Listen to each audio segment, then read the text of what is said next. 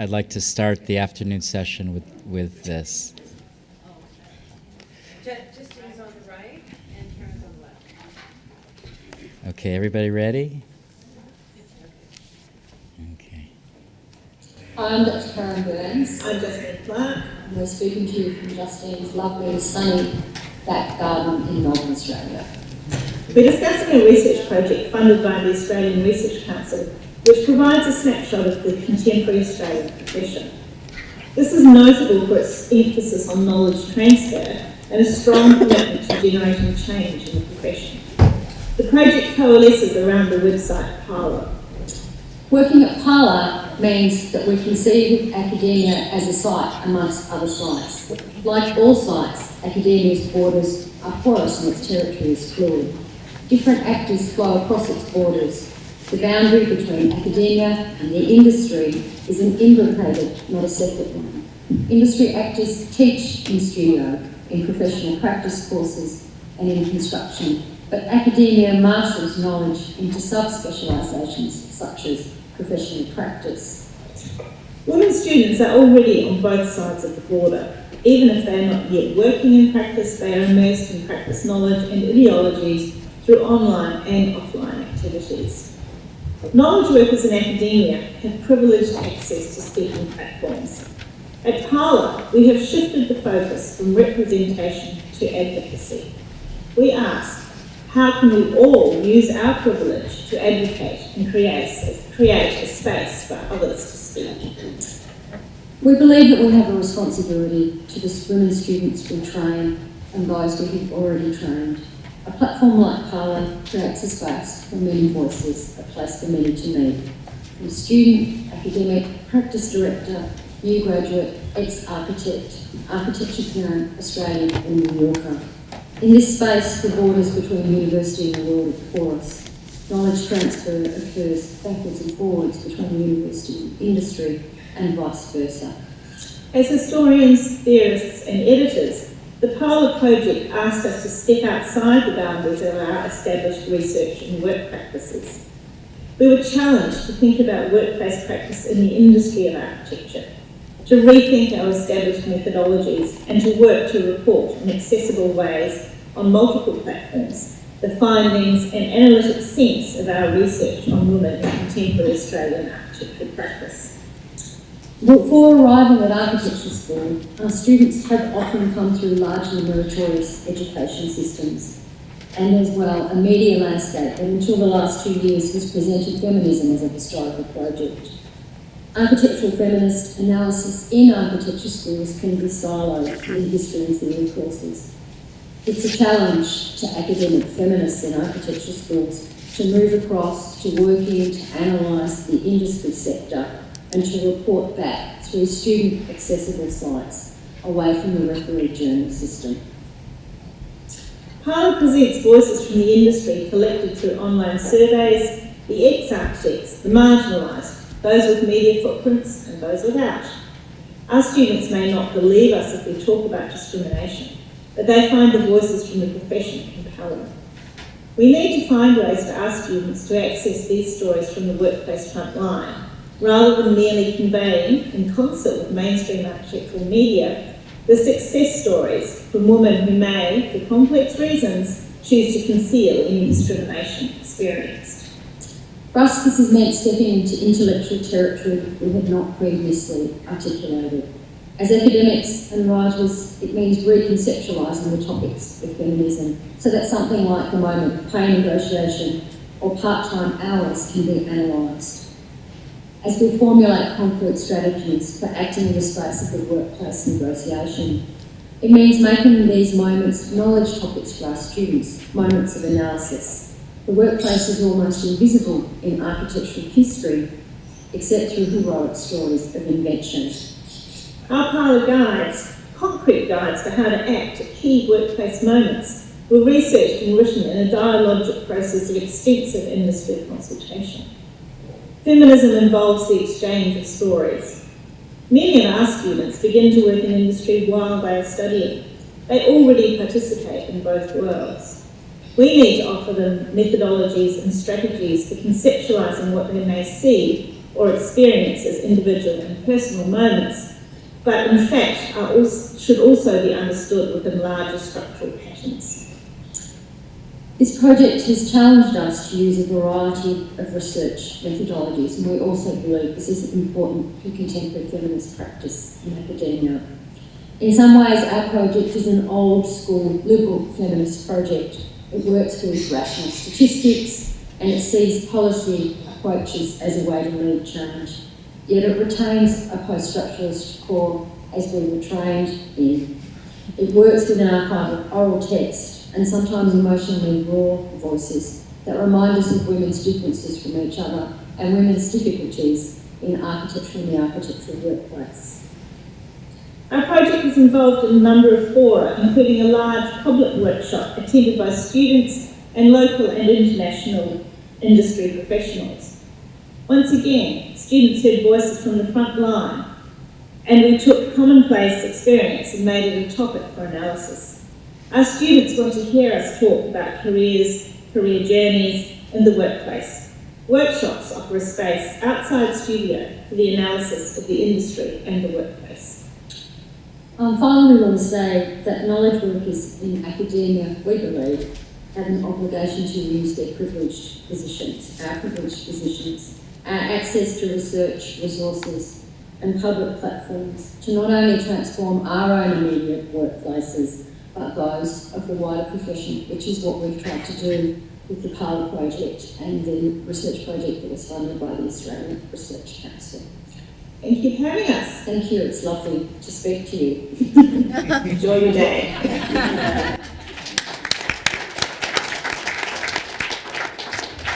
And now I'd like to turn over this last panel to Marta Gutman.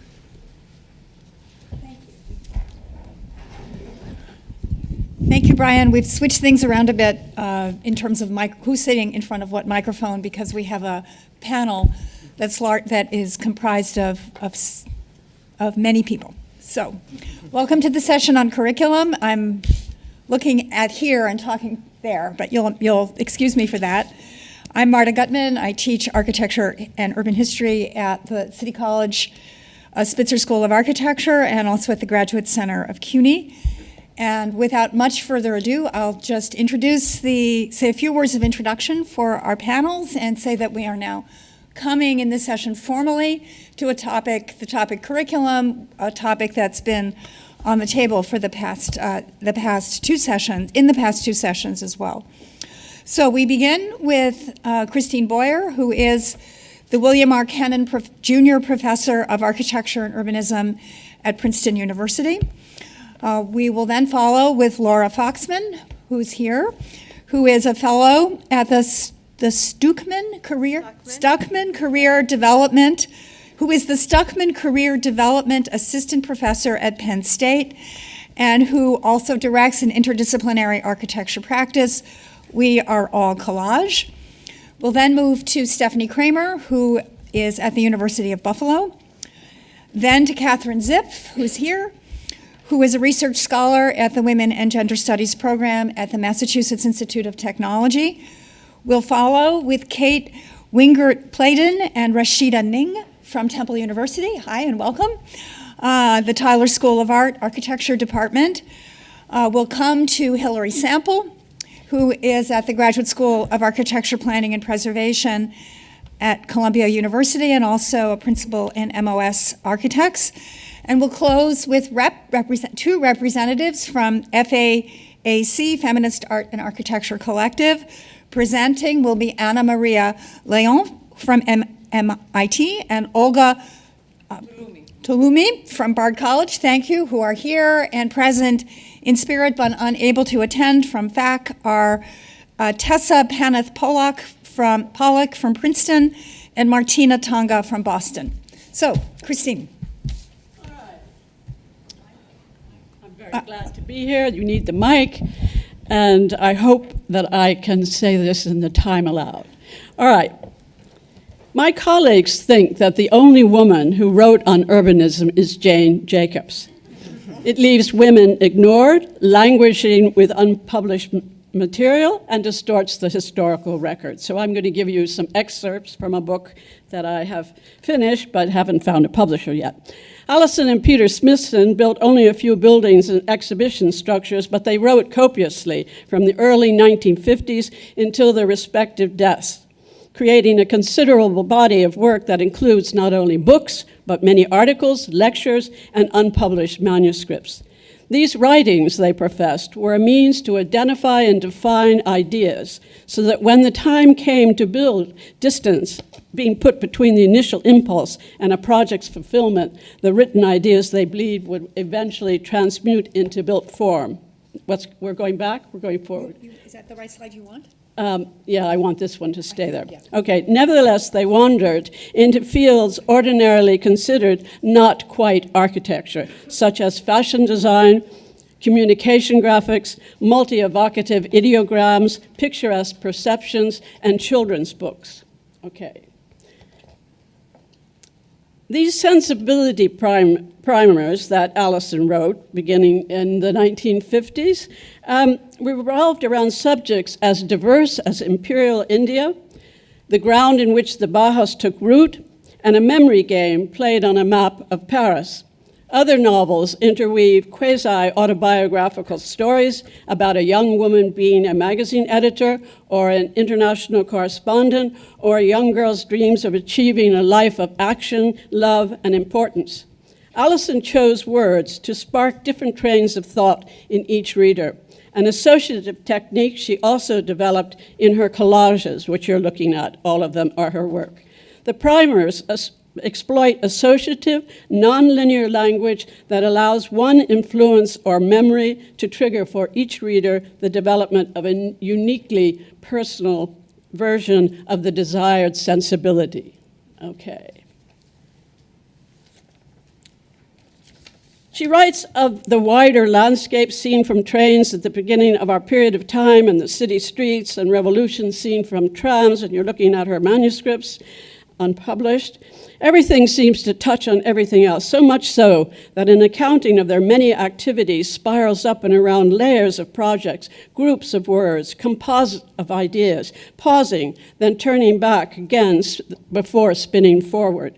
One of Alice's figures for this approach, their approach to renewing the architectural language, was embroidery, the needle moving away from and back to a canvas provided by the heroic period of modern architecture, and each motion tracing in the air considerations from two generations' inheritance.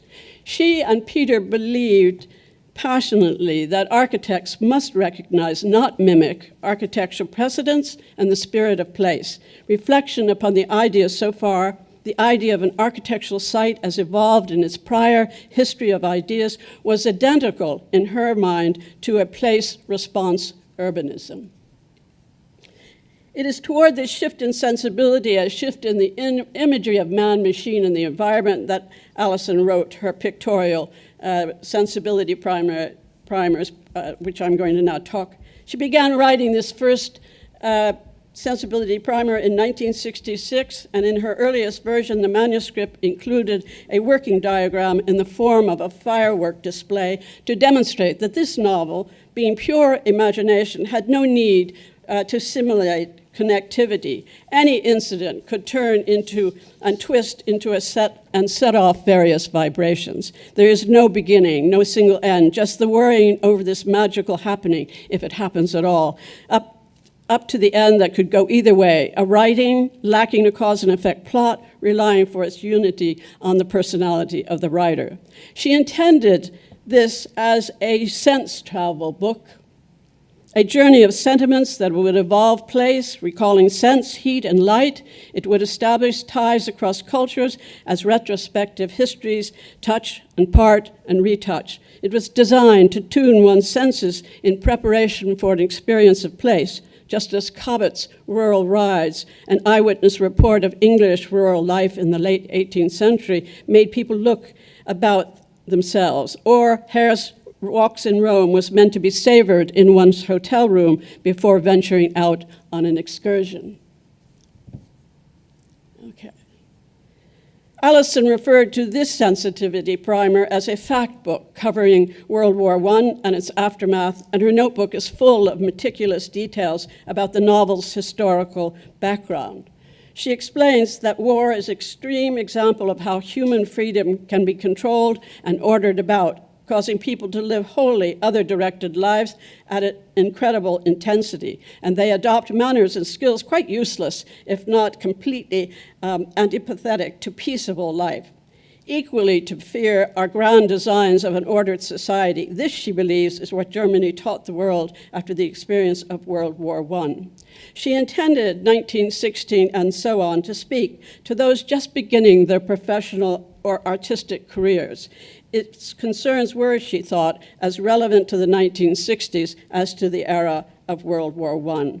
For most of those aged in the late 20s and their 30s who sometimes feel a sense of desperation for a lack of personal progress towards what they would prefer to be doing, I mean in this sense, it is as if each were going down a corridor from which they can see out of all the time, but not into the incident rooms behind whatever doors are on the way.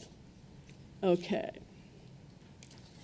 Allison claimed that Paul Klee invented an intellectually indicative graphics, not as a notation of people and vehicle movement useful to urbanists, but, she wrote, a teaching graphic to convey the ability of shapes to work together, as in the rasping legs of a grasshopper, to put over a message that a new ordering was possible, and moreover, that this new ordering had been invented.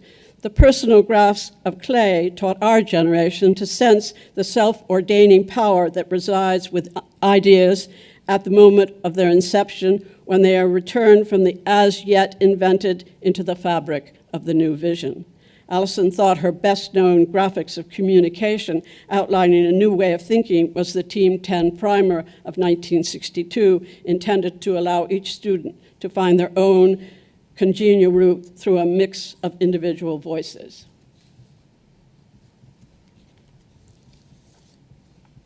In the Smithson's retrospective ruminations, project after project was given an English identity, a softer touch, and a layered approach at variance with brutalism's more strident notes.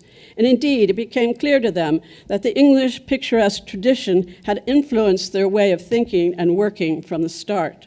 After all, they said, there is a ha-ha at Hunstanton School, their earliest project. The English picturesque tradition grew ever more dominant, more explicit, more apparent in their architectural language of connected forms and extended modes of inhabitation, laying them open to Rainer Banham's angry charge of collaborating in the revenge of the picturesque. Early on, the Smithsons consciously developed their writings and architectural projects as ad hoc reactions to the situation as found. Images, materials, junk in the street, advertisement, fashionable clothes, recycling their flotsam and jetsam as art. But a shift of their thinking did take place over time. In the 50s, they were thinking about the automobile, the motor car. By the 1970s, they were beginning to view the landscape from a moving vehicle, and on they went toward their climate registers. Next, please. Okay. This is a fairy tale, or stories to think with, form the narrative basis of this short fictional work, Paradis Éloigné, if I can pronounce it correctly, written by Allison in 1975 to 86, and as a handwritten aside implies, the style is that of a, like that of a child talking to an invisible companion. Allison claims that this short writing was begun during a lovely autumn when our DS Safari automobile was parked in the garden and could be used as a summer house to write in. This was a seemingly unreal period in the early 1970s whose character of disconnection from external happenings coming together with the unreal settings suggested a fantasy where a green peace was more fully realized than its protagonists could hope for. The writings describe the enjoyment of seasons, but does not forget enjoyment of the built fabric in the future, sparsely inhabited, cleansed world. The fantasy character of disconnection from the world we know, together with a vignette-like description of a paradise imagined, evoke an achieved green peace. Paradise Éloigné is in many of its vignettes a tribute to Charles and Ray Eames, their Eames house, their exemplary way of living appreciatively on this planet. There are many other manuscripts that lie unpublished. In a 2001 interview, Peter Smithson spoke about the range of intentions behind their writings. Some ideas are emergent, some reflective, others polemic, still others eclectic, and free from narrative form. The Smithson's writings range from scrapbook to argument to manifesto to poetics, but all of their writings, Peter claimed, only one was engaged. It's the book about the Euston Arch. It was absolutely political because it was Prime Minister Macmillan in the end who made the decision that the arch should be destroyed, and that was interpreted as, in a way, an act of vengeance against the power of the North for having invented the steam engine. Other than that book, however, Peter acknowledged they were not engaged. They did not vote, take part in elections, or join societies. If you join such things, you have to be fully engaged, fully participating. The whole business of Team 10 was like that. It was like a life. You'll notice that our children were not born during Team 10 meetings, and thus the murder of the Euston Arch was poignantly tied to their own stillborn projects, though the former was worse because utterly final. All right, so what is missed by leaving Alison, and I would also say Peter's, writings languishing in an unpublished state? Well, you simply give Rainer Banham the authoritative word on the definition of New Brutalism, and you even, if you're a male writer such as Anthony Vidler, you attribute the Smithson's manifesto on New Brutalism to Theo Crosby.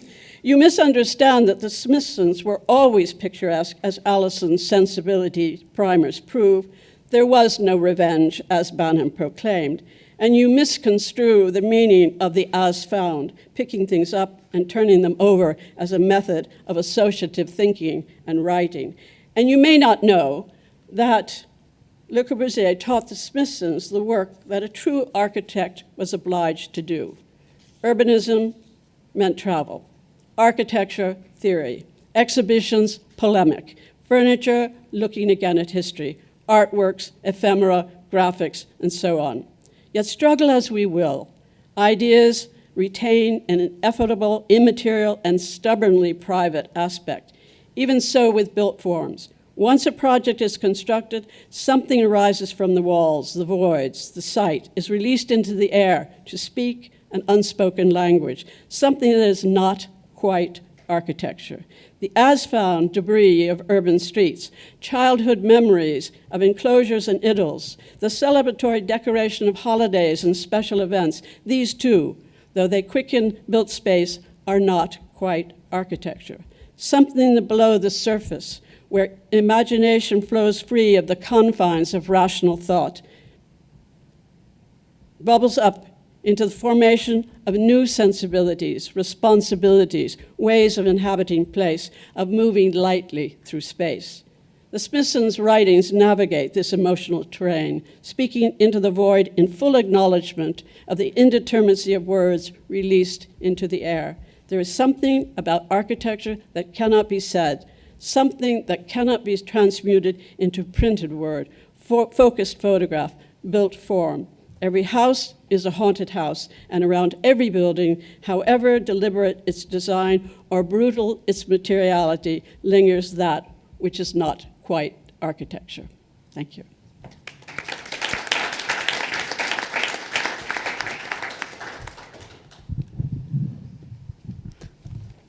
Hello, and thanks to Peggy and Brian for bringing us all together.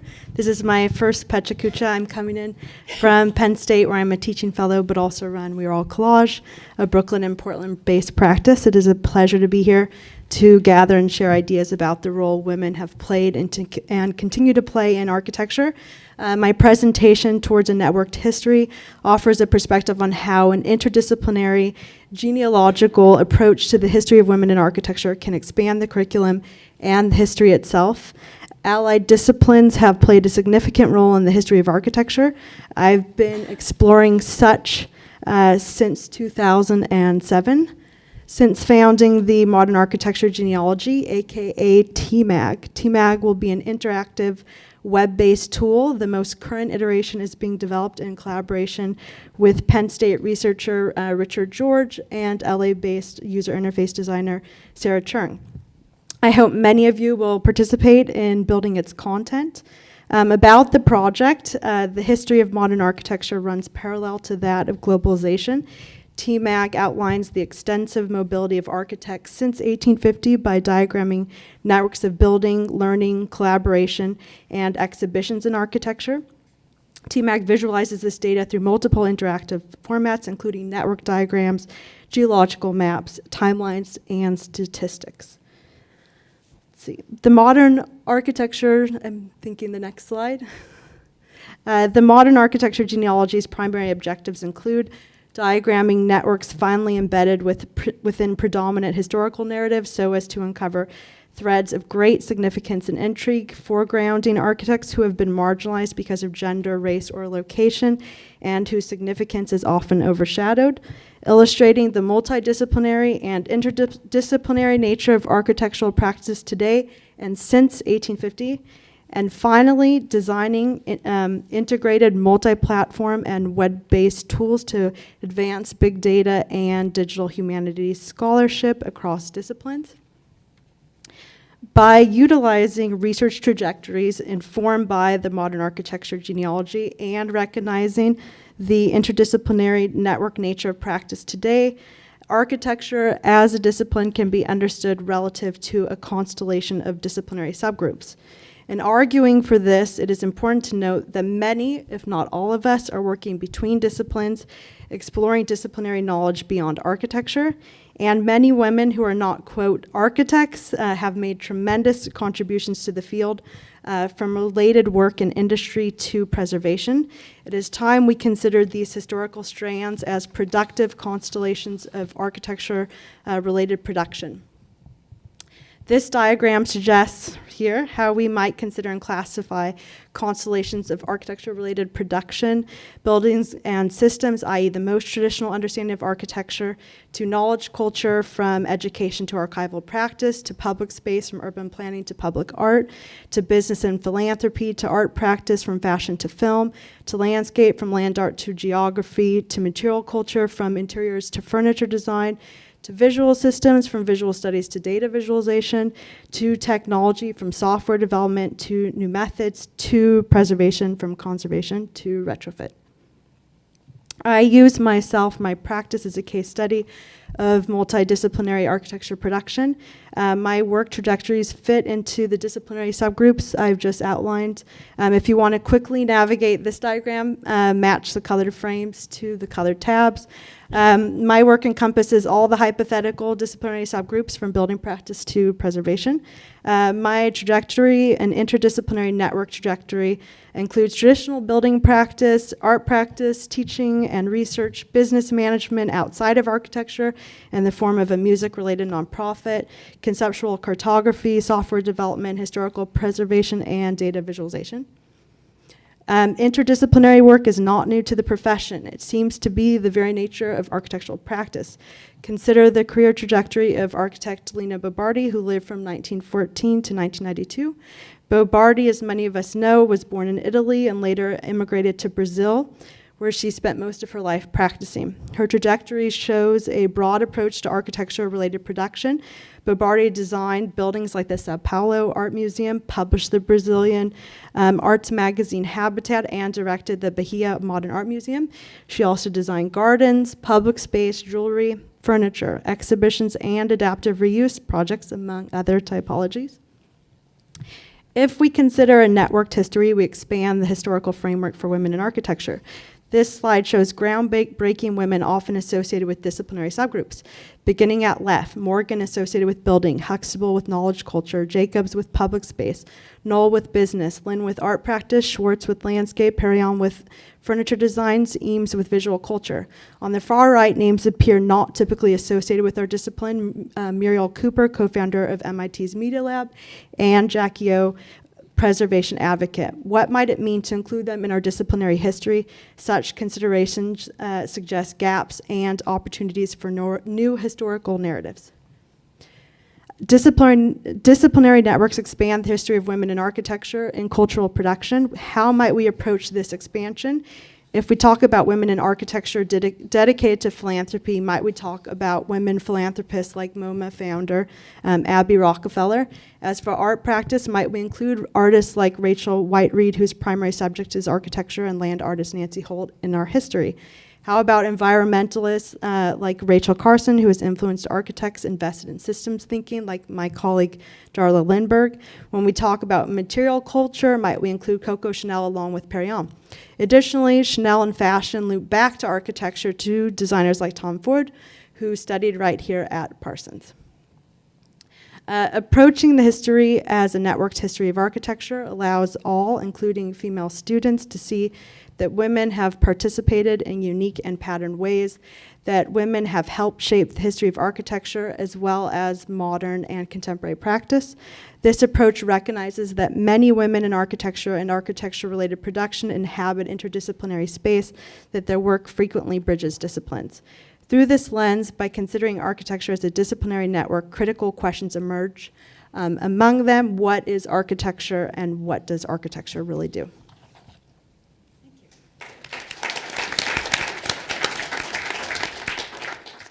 My name's Steph Cramer. Thanks very much for having me today. I hold a master's degree in design and make from the Architectural Association, and I currently teach design and fabrication courses at the University of Buffalo, and have had the great opportunity for the last 2 years to be part of Parsons' own design workshop here in New York City.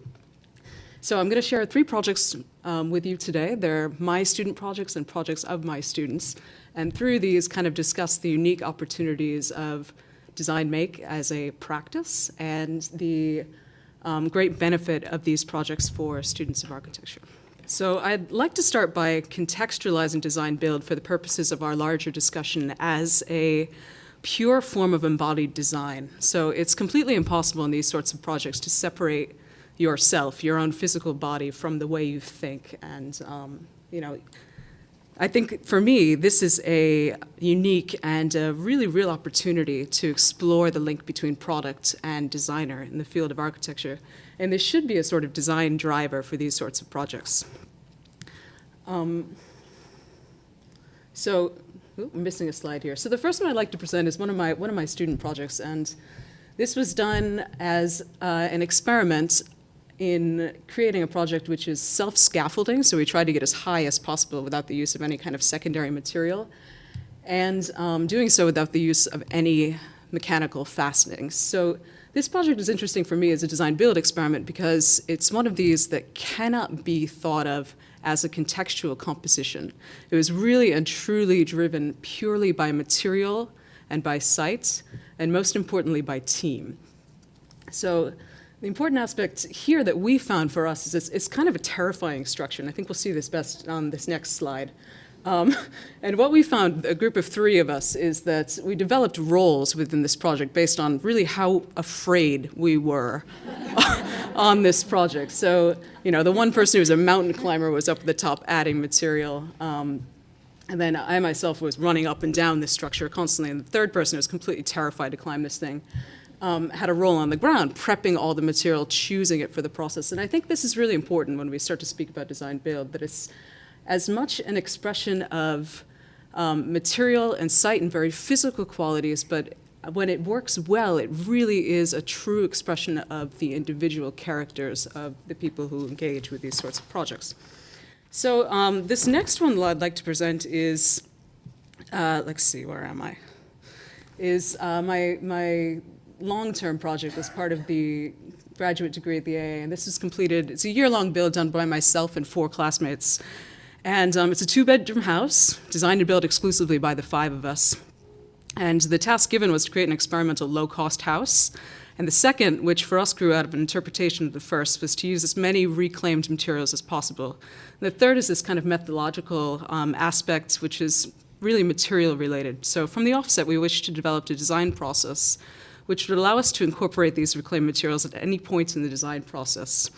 So early on, we made the shift as a group to stop working with kind of sketches and models and to work pretty much exclusively through full-scale prototypes and full-scale drawings. And this was an important decision for 5 students trying to make decisions as kind of an equal collective and really critical to the role of maintaining this level playing field in design build.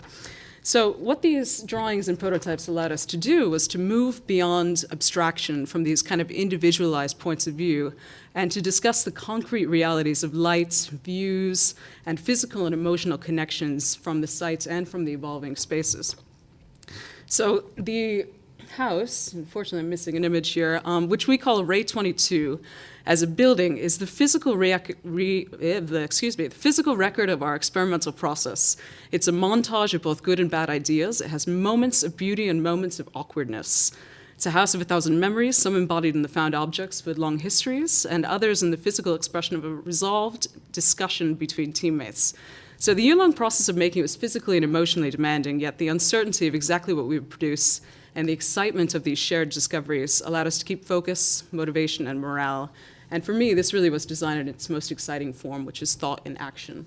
So this is the last project I'd like to present today. One of our students is actually in the audience for this one, but this is Parsons' design build project from last summer.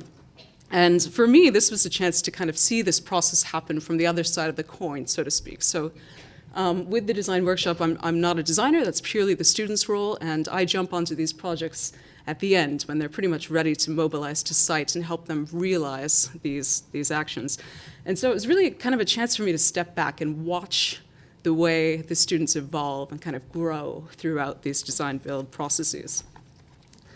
So this project was particularly excellent as a teaching and learning experience, as the work touches on so many different trades, each of which the students learned and eventually excelled at. So, I mean, the fascinating thing for me was to watch them discover unexpected skills and talents and to take pride in doing something well, however small, and correctly understanding this small thing to be critical to the success of the whole projects.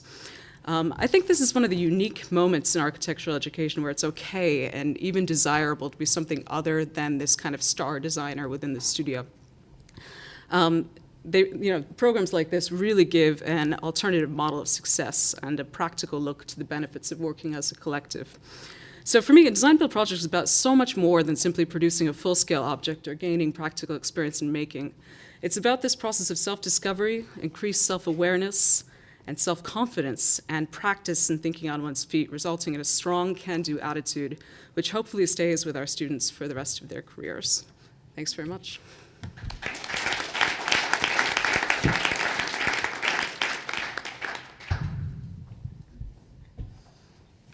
Good afternoon. Thank you very much for allowing me to be here today.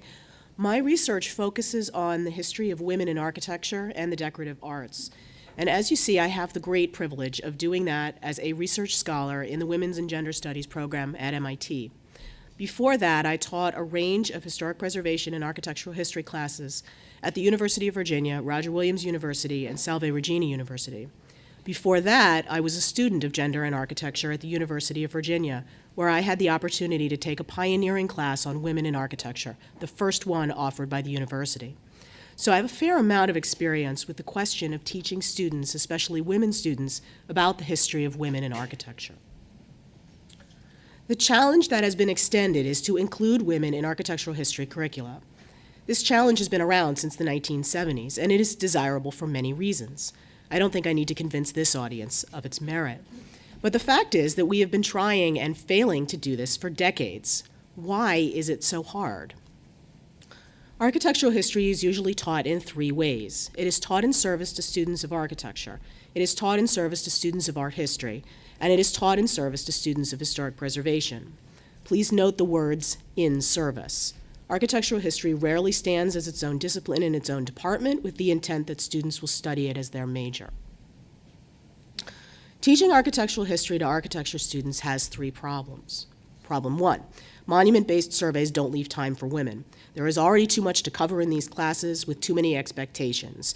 It's hard to justify teaching architects like Clotilde Woodard Smith over people like Frank Lloyd Wright. Problem 2, mid-level surveys depend on the quality of existing research and the teacher's desire or skill. Right now, research on women in architecture is still spotty. It doesn't always come in a form that is useful in the classroom, and the teacher must want to do it. And lastly, specialized seminars reach a limited audience. In my 14 years of teaching, I have offered my course, Women in American Architecture, 4 times to a total of 37 students. I am hardly making a difference. Teaching architectural history to art history students also has 3 problems. Problem 1, object-based surveys don't stress context. Often these surveys go from object to object to view art in a, quote, developing trajectory. This ignores the circumstances in which art is produced, which is disadvantaging to women. Problem 2, value is placed on the appearance or quality of an object. Women have traditionally been disadvantaged as far as access to training. This approach exacerbates that problem. And problem 3, specialized methodologies test the audience's patience. These methodologies are often above the average audience, and once you lose your audience, you've lost the battle. Even I have my limits. Lastly, teaching architectural history to historic preservation practitioners also has 3 problems. I hope I'm on the right slide here. Good. Problem 1, monument-based surveys don't leave time for women. Same problem, different context. Historic preservation students, on average, get 1 year of survey and 3 to 4 seminars in architectural history. This is hardly comprehensive. And again, the problem of inclusion at the expense of exclusion still exists. Problem 2, historic preservation practice privileges the extant. What used to be there is often irrelevant. And problem 3, practical and political concerns influence the offerings. What a professor is studying, what is available to study, and what needs to be studied often presuppose what ought to be studied. Countless times in my own teaching experience, it was expedient to study one area over another. Preservation is particularly prone to this problem. Now, these obstacles exist because our curriculums are designed from this viewpoint. Buildings are objects created by hero architects. When you really think about it, an object-based approach is pretty limiting. It doesn't allow you to address continuity, diversity, or any sense of other. It doesn't allow you to see how history ebbs and flows. It forces history into boxes and categories, and it ultimately leaves out more than it puts in. The ultimate result of this viewpoint is that students arrive at one of 3 conclusions. Architects see architectural history as a collection of historic objects. Art historians see architectural history as a collection of beautiful objects. And preservationists see architectural history as a collection of preserved objects. And all of them are rewarded for knowing the name, date, architect, and location of these objects. So when students get out into the world, these views are perpetuated everywhere, in architecture magazines that feature specific buildings, in real estate postings that highlight style, in popular blogs and websites that profile hero architects, in pictures that romanticize the reality of actual buildings, and in social media that hashtags hashtag architecture into hashtag categories. But buildings challenge the categories of name, date, architect, location in every way. They are collaborative, engineered, financed, decorated, experienced, weathered, storied. They contribute to multiple valences of meaning in our environment. They are more than objects. And we now have the name, date, architect, location of just about any building literally in our pockets. Smart technology is a game changer when it comes to teaching architectural history. Albert Einstein was known never to memorize anything that he could look up. Now that we can Google anything, anytime, the idea of a monument-based, memorization-oriented approach to teaching architectural history seems, frankly, foolish. Why do we teach in this way? And more importantly, why do we make our students learn in this way? Because, the number of students I've caught using their iPhone on a test suggests that they're not happy either. So I propose the following. Sorry, no time for laughing. I propose the following. If there are all these objects, to including women and others in the history of architecture as we teach it, and if students have access to this same information in ways not imagined when these curricula were created, then maybe we need to teach architectural history differently. Maybe we have an opportunity to rethink what students really need from history. Maybe instead of teaching history, we need to teach students how to be historians. And maybe once we do, including women in architectural history curriculums will be easy. Thank you.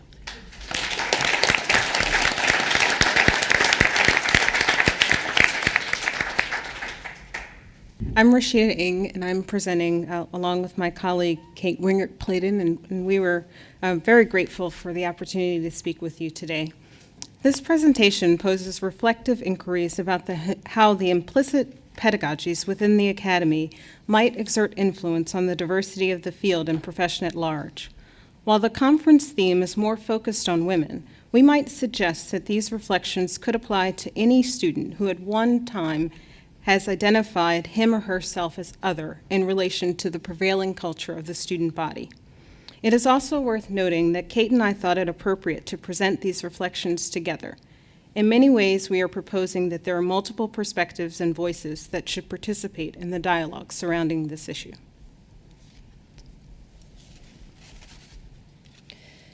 When students enter into our foundations programs, do we acknowledge the diversity of natural points of departure that exist for different students, or do we assume a perceived baseline from which all instruction begins?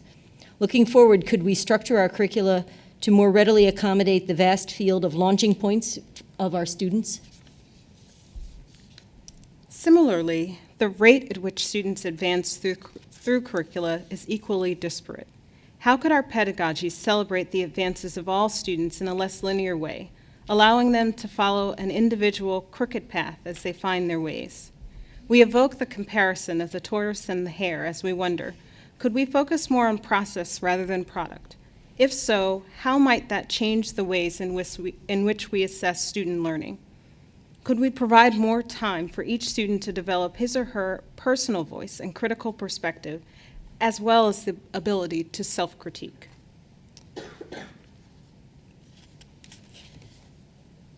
Next slide, yeah. So there are a couple of gripe slides in here, I'll just warn you. The way in which we articulate the value of our work is important, yet we should be cognizant that prolific self-promotion often leads to an overinflation of our perceptions and undervalues the work of equally prolific but more humble designers. One's inclination towards self-flattery might vary with culture, ethnicity, socioeconomic level, gender, or even some personality differences. However, given the culture of competitiveness that is pervasive in our schools, we might benefit from reflection on self-aggrandizing behaviors and the ways in which we might be influenced by this kind of marketing. We encourage our students to be articulate, to verbalize, to question, to share, and to express themselves. But how do we value those that listen? Those that wait to speak until everyone else has spoken. Those that share less often, but who learn by tuning in, observing, taking others' views into consideration, and act in silence on those perspectives.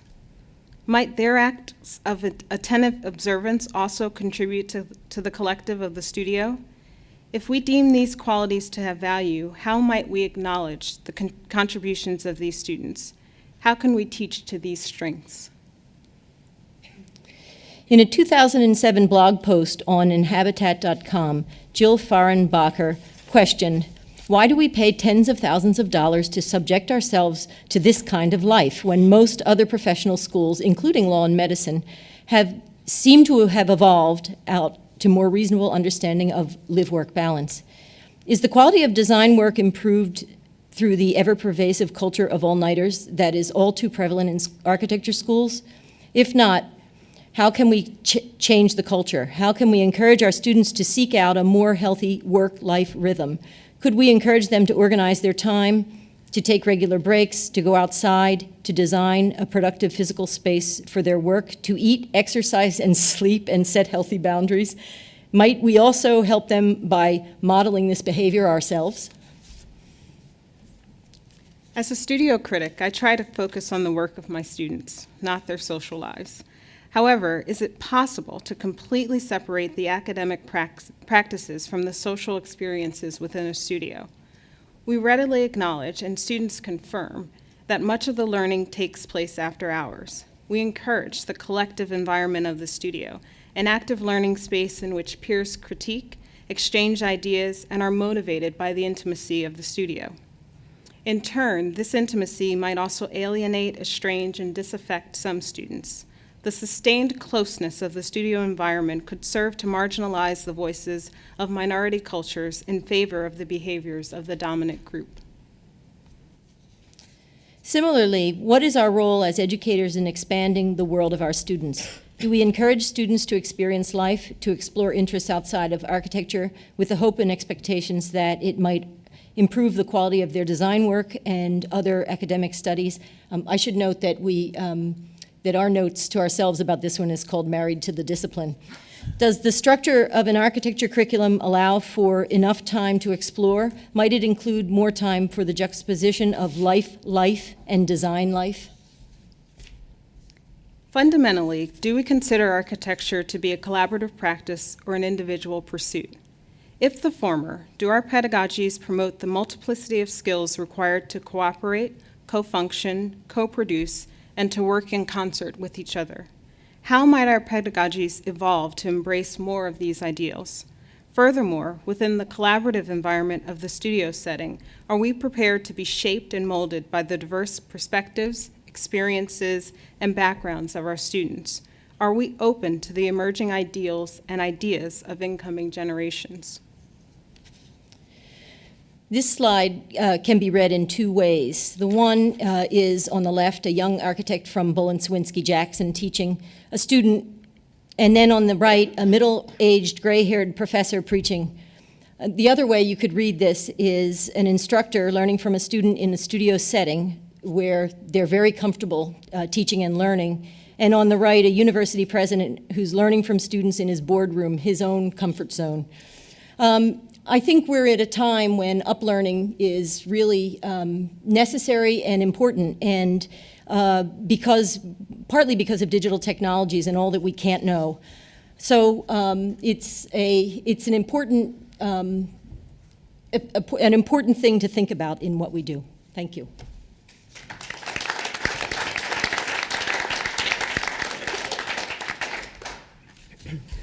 Great. Well, thank you, Peggy and Brian, for including me today. I'm very excited to be here. What I want to present are some thoughts I've had on teaching design studios, architecture design studios, and really to think through this situation that I'm showing here. I have these kind of titles. I'm calling this traditional jury, but this is a final studio review at Yale.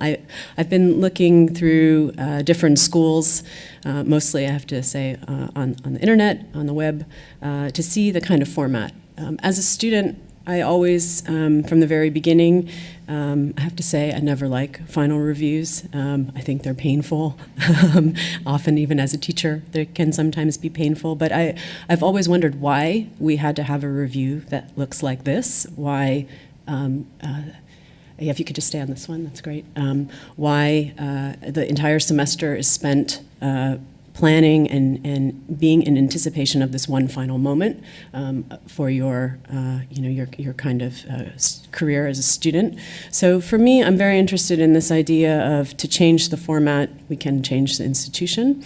And so in these kind of first two images, looking at this idea of a kind of traditional sense of the final review format, which I think in a way really is a kind of patriarchal construct where we are ultimately producing a kind of master architect reviewed by the master critic as a way that's been organized through their eyes, inviting their kind of experts to review work in the most kind of critical format. And I think in this kind of constructed setting, students are presenting their work by standing in front of their work, their drawings pinned to the wall, models of their projects located somewhere between themselves and the jury.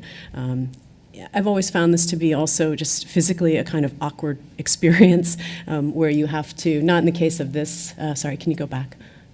Not in the case of this image. Okay, next slide, please. Thanks. But here, and these can be any school really. It's not about a particular school necessarily, but where there's kind of awkward moment of having to bend over, pick up your model. It inevitably falls apart at some point. You never get to really say what you want to because another juror is already talking about a drawing they see over on the wall on this side, and so in any case, I think that how can we, start to rethink this idea of the kind of final review, particularly if, let's say, that the idea for your work is not to be tall and shiny, to stand out in the way that a final review in this case demands, but you want to be horizontal and fuzzy, which is really one of the things in my office, Moss, that I co-run with Michael Meredith, that we have sort of made our mandate for our office. So unlike, let's say, this kind of straight on full frontal lineup, which is always also very rigid, how can we rethink this idea of of the final review and of the studio itself? So if you could go forward, thanks. So here, the rest of these images are from my studios. I've been teaching at Columbia. This is an advanced final semester studio in the graduate program. What I believe we need now, rather, is an education based around strategies of critique that also involve a more intense relationship to the social as a way to expand our knowledge. And so that, of course, includes issues around social media, but networking, this idea as really becoming the kind of format for a final studio review, or any review for that matter, in my opinion, is essential. In my studios, I've put forward these new formats for all of my reviews, not just the final, treated them all equally, not giving more preference to the final, but rather each review is significant, but for different reasons, essentially setting up different benchmarks for the students throughout the term. Really thinking through the problem of expanding architectural education through the feedback from a jury is so key and important to students, but also to make sure that there's time after the review for a kind of one-on-one discussion with the student. I'm interested in this model of review and exchange that also collapses the space between the student and the juror, that by sitting around one shared space, the table in this case, we can be more effective in a thoughtful and active exchange, as opposed to what I think is a kind of more traditional jury, which is some ways more passive in just sort of sitting, reviewing the work. Let's see, yeah, if you could keep it here. This image shows a student making a presentation of their project. Sorry, actually, if you could go back. One more. So in this case, the student is presenting. We're all sitting around the table. If you could go forward. And then this is a view from her vantage point, really to sort of see what a jury is like through the eyes of a student. And in this case, what I always set up for the students is that there's a presentation through a monitor that is a kind of curated selection of their work through drawing, through videos. In the middle is a model or a series of models, and then further on the wall are images, again, a kind of further refinement of other design representations that are pinned up on the wall. And so that each of these moments within the kind of presentation require a different kind of vocabulary, a different kind of discussion, and a different kind of treatment of each of the representations. I think in a way this is really representative of where we are in terms of the discipline of architecture or the practice of architecture.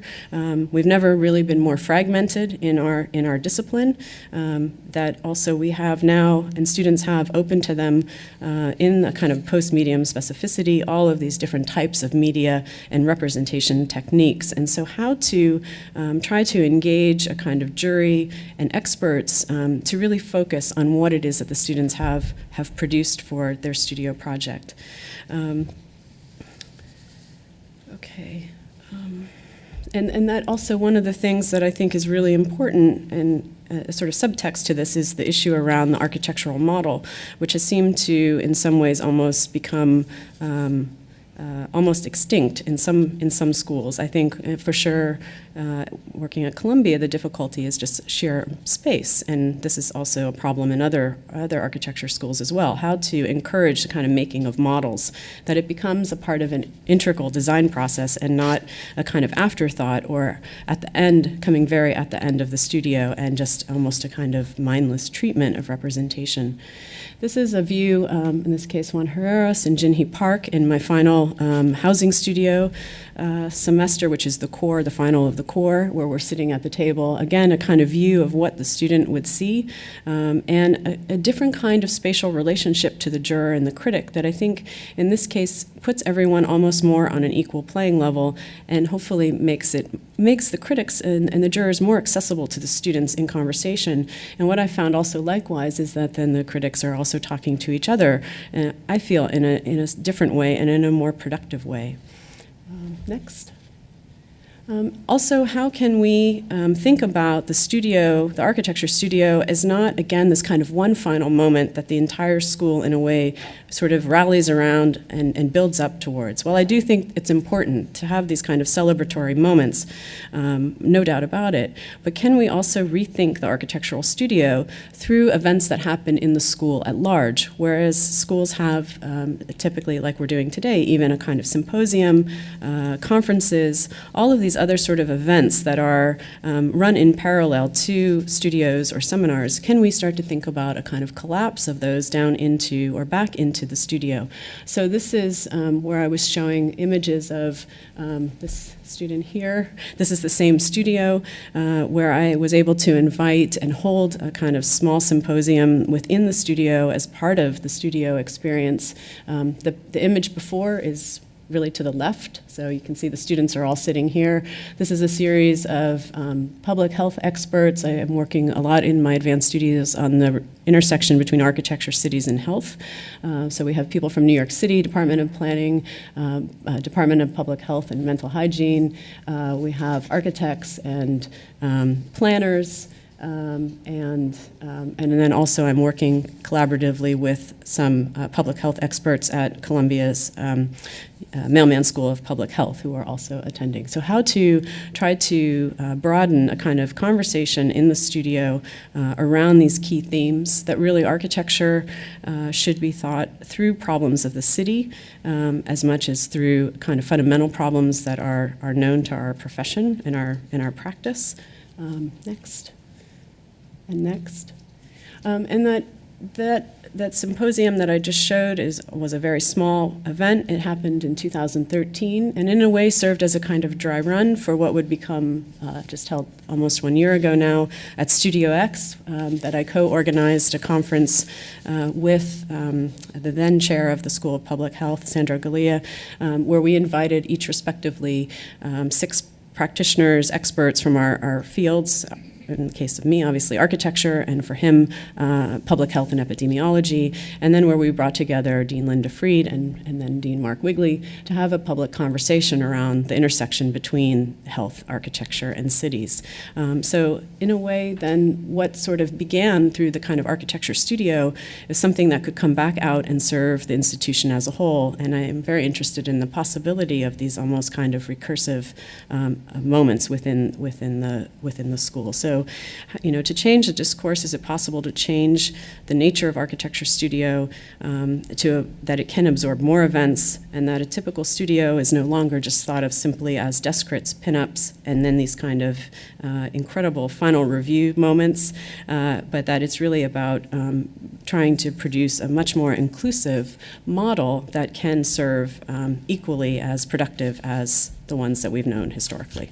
Thank you.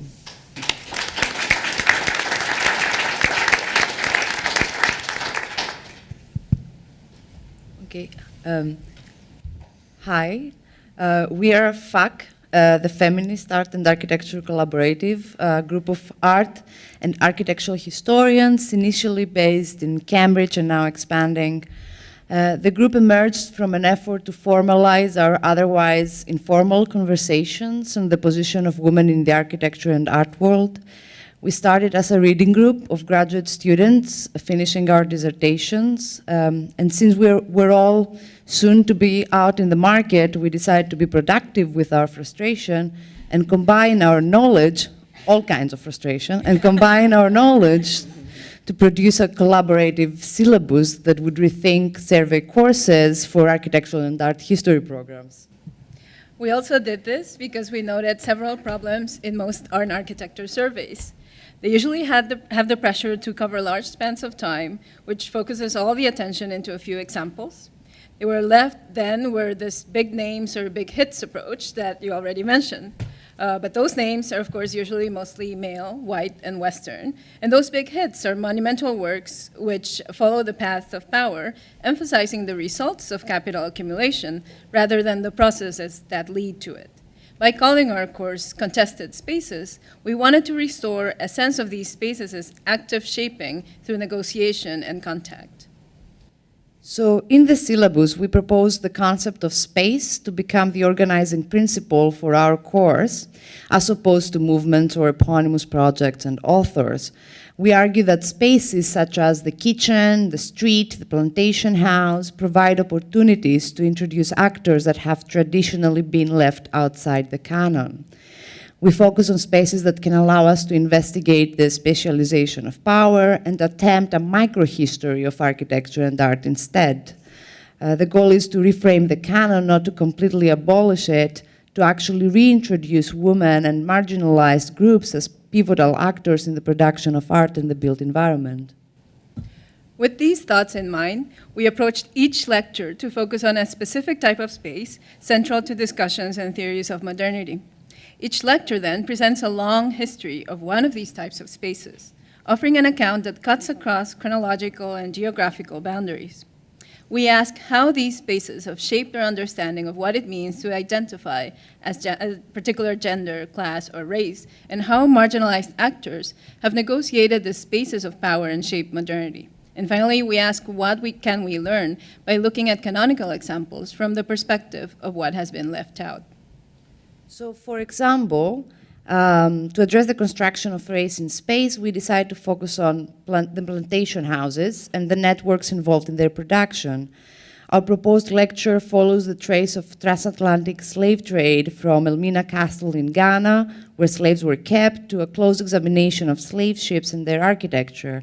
In examining their design, we are revealing the spatial technologies that reduced human subjects to commodities. We discuss the construction of white and black landscapes in 18th century America by examining plantation houses such as the Monticello. And the course closes with Kara Walker's Slavery, Slavery, which gives us an opportunity to bring the discussion to the contemporary moment and reflect on issues of representation and space. And for the kitchen, we noted that while the acts of cooking and eating promote spaces of communal, intimate exchange, the space of the kitchen has often been a site of exploitation, employing underpaid and segregated populations. So our lecture examines this dichotomy by looking, for instance, at 18th century smokehouses as sites of arduous labor. We then study the design of the Frankfurt kitchen as indicator of the shift from communal to isolated work. We turn to Marta Rosler's Semiotics of the Kitchen, and we end with Michael Rakowitz's Enemy Kitchen, which introduces Iraqi cooking traditions to American audiences to foster conversations. Through these works, we examine the actions and exchanges that take place in the kitchen as a physical marker of larger networks. Or under Closet, we unravel the intricacies of gender and sexuality, particularly the strategies that transformed Closet from a material space to a metaphor for familial secrets and forbidden sexualities. From corridors for the circulation of slaves and women in English vernacular houses to the wooden cabinet that Isabella Stewart Gardner designed to store her prints with the nudes hidden further back and the portraits up front. We address also the question of performativity and gender with the Rockland Palace and Hamilton Lodge in Harlem, a center for queer culture in the early 1920s, and we conclude with collaboratives and activists, movements and activists such as ACT UP, which we reintroduce as important historical actors. So in order to construct these lectures, we had to look beyond the traditional art and architecture surveys. We use books like David Summers' Real Spaces, which abstracts spaces and concepts and allows us to make connections across time and place. We build up on feminist research in our field, which has already been mentioned, such as Dolores Hayden's important work. And we use texts outside architecture and note the importance of space in their argument, such as Virginia Woolf's A Room of One's Own, which calls attention to the material and spatial needs required to produce creative work. To these works, we incorporate overlooked text and recently produced scholarship that shared our goals. And now a little bit on how we did it. As I mentioned, we started as a reading group. Once we decided to design a syllabus, we asked for willing participants. We also asked for commitment. We planned meetings. We stuck with them no matter what. We kept them short. We wanted them to be productive and work. We rule the Google Doc, no kidding. We were all writing together on the same document, the same time, editing each other. This is also how we prepared this presentation, apparently. And we also broke Skype quite a few times, with or without wine, depending on the time of the day. These collaborative tactics we use to design the course also spread out to the pedagogy we want to promote as educators. We design the course collaboratively, and we see teaching as an inherently social and cooperative activity. Following up on our investment in a feminist pedagogy, we aspire to bring teamwork and collaboration to assignments and assessment tools. And we share a desire to reshape the field through pedagogies that question traditional teaching methods. A feminist approach to the history of architecture and to architecture at large, we argue, is not an addition, but an integral part of architectural education. Thank you.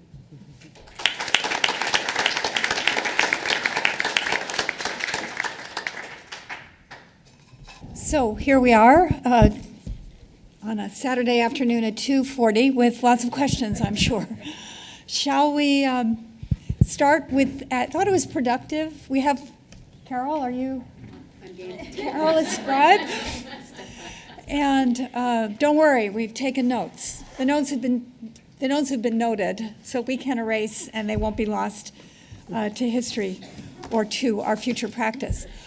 So what I think we might do is follow the example that Lori offered earlier, is to ask you each to respond to each other a bit, and then we can open the floor to discussion.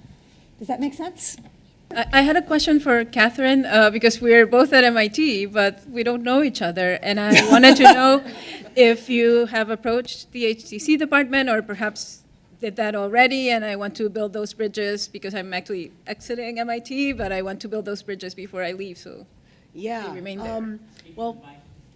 For starters, in response to someone, I'm sorry, I forgot who it was, but Vicki Rosner. Yes, Yeah, right. who was asking about if anybody's sitting in a women's studies program. I am, and I had a rather, and I should mention that I have an incredibly luxurious situation there, in the sense that while I do not make big bucks, I also don't have a course load. So I kind of hang out in the library, and so if you haven't seen me there, it's probably because I'm really deeply holed up in the stacks. And I had a very curious experience early on in my time there. Somebody in the Women and Gender Studies program went on leave, and we were all asked, would we please submit a course just to fill in for the semester? And so I pitched one on architecture, and it was women in architecture. And frankly, I thought it was a great class. We were going to study the T. I thought it was mind-blowingly awesome. But the response that I got was, we don't think we can sell architecture in women's and gender studies. And Which is the response I've had too. Yeah, have you? Exactly. Yeah, and I found it very discouraging. Yeah. As to why this is rather insulting to say of MIT. I love MIT, but I find it incredibly hard to network there. Well, I just we're do. So we'll exchange. Yeah, absolutely. Yeah, absolutely. History of architecture and gender studies right now. So I would like to ask a question, which is leading to, where's Peggy? Here. Leading to action items. Is that okay? Yes. So I think what we've heard in this panel, what we've heard earlier today, is we've heard great, in this panel in particular, I think we've had great contributions on how to rethink studio culture, and we've had great contributions on how to rethink canonical figures and historical curriculum. But we're in architecture schools, right, most of us, and the idea is to bring this together. How does that happen? I just wanted to thank all of the panelists, and also to put an action item on the table that was really based on Hilary's presentation. And as you were speaking, I started to take notes and think about how I would reshape my studio for the fall. And I don't know if this is how you characterize them, but I said roundtable reviews. And the idea that you really are bringing together, really changing the review format that is much that is empowering for students and allowing them to sit shoulder to shoulder with a reviewer and to discuss the work and to receive, putting them in a better, maybe emotional state to receive the feedback from others, and also a better state to even market themselves and understand what their strengths and weaknesses were, I thought was really great. And then I already know what I'm going to do. But I thought that the final presentation could be an almost exhibition of the work. I mean, we've changed the format of our reviews to move the final review forward and to have a final portfolio that really is the final graded work. But I was like, oh, we can go further. And the final presentation really becomes a celebration, an exhibit, work that will be graded by the studio critic, but not necessarily receive public feedback. But then informal feedback and networking, so a kind of celebration of the work. So I think, is it okay if we call them roundtable reviews? Yeah, but that's fine, yeah. Sure.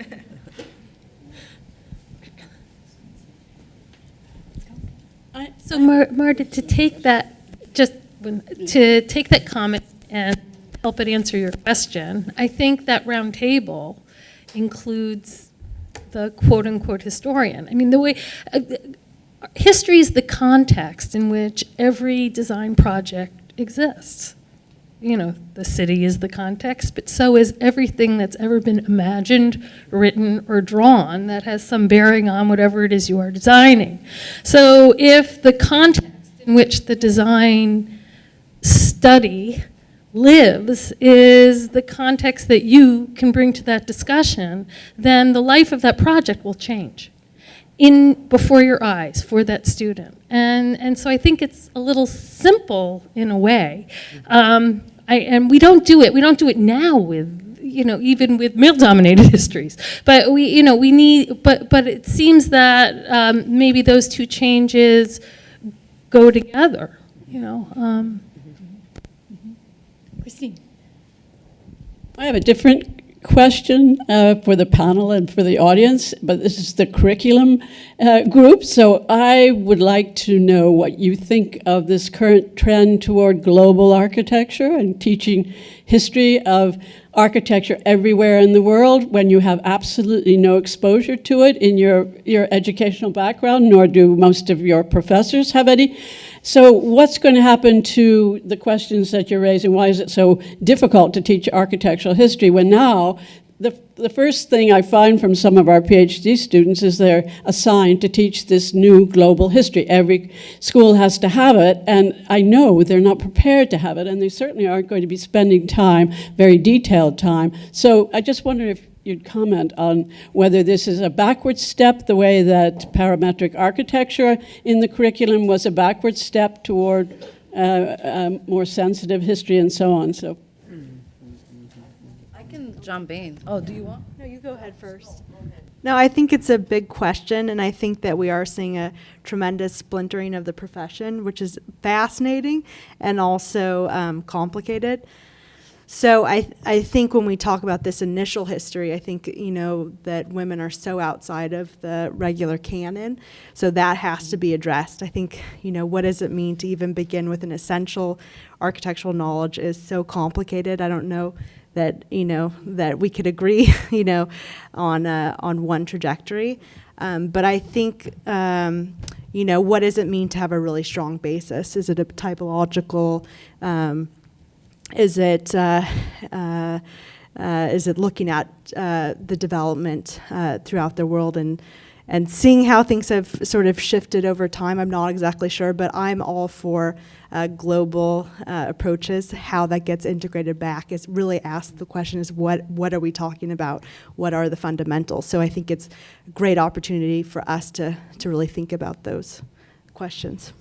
Yeah, and I basically, I don't want to talk about the whole collaborative, but we could as well. But I think I think we agree on that.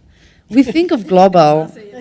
Yeah, you can say no if it is not okay. So as an opportunity to actually diversify the content and the structure of our classes. So if you're taking a feminist approach, that doesn't only mean, for me in particular, that you just include more women authors. You need to like change the structure of the survey course in a way that you introduce other questions as well. So for me, this gives an opportunity. So in our syllabus, when we were thinking about it, when we thought about schools, suddenly we were like, oh, we have this opportunity to explore 13th and 14th century Islamic madrasas and how women were patrons of these places of knowledge production. So like to bring in women as actors in the built environment, that otherwise we would have to like resort in the same material that we have done already. So it is an opportunity. Yeah, I just want to add to that. I think I agree. There's this nobody can know everything looseness of, oh my God, it's getting so huge. But I think it's also a moment to return to that collaborative moment. And we've had this great experience collaborating in this particular syllabus. But there's been a couple of instances in the past 2 or 3 months when somebody has just gone up on Facebook, some young faculty teaching somewhere, and said, hey, I'm doing a syllabus right now, and I need material on this. And we have all started adding. This friend of ours did a Creative Commons syllabus and just recognized all the contributions that she had. So I think it's also a shift in pedagogy. Yeah, like how do we design even syllabi, that we can share syllabi and then this can be adapted and changed and we don't need to have each our own.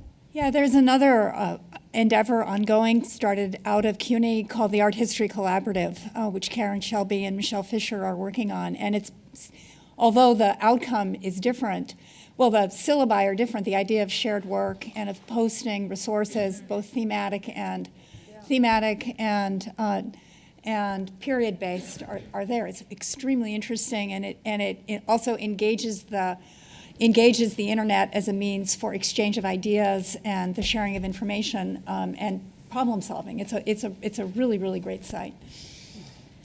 The thing that I like about your approach, and maybe I would change your question, which is there's one thing about teaching global architecture in the way that you teach a survey or other things, but it would be how do you teach it? And what's really interesting about your approach is that it's a way to speak to people whose cultures you can't possibly understand, of which there are many in our who we're teaching these days. We all come from very different places, and it's a way to make sure that we don't. You can never be sure of this, but it's a way to engage without insulting and without misunderstanding. I think in terms of the global, I mean, this is something certainly at Columbia and the development of the Studio X sites, for me, have been a kind of incredible experience. I mean, on one hand, the students that are coming to Columbia, and I think just in general, maybe this is too generalized, but students today are arriving in graduate school, and I think also in undergraduate, with just far more vast experience with the world at large, and through internet, through their own experiences. It's just a much more interconnected world today than certainly when I was a student. And so already I think they come with a more sophisticated set of concerns and awareness of things. That said, that the studios that I've been teaching, particularly in Rio, I do with the help of the Studio X director there, Pedro Riviera, who runs Studio X, and Raul Smith, who's a kind of co-director. So these guys I'm constantly talking to,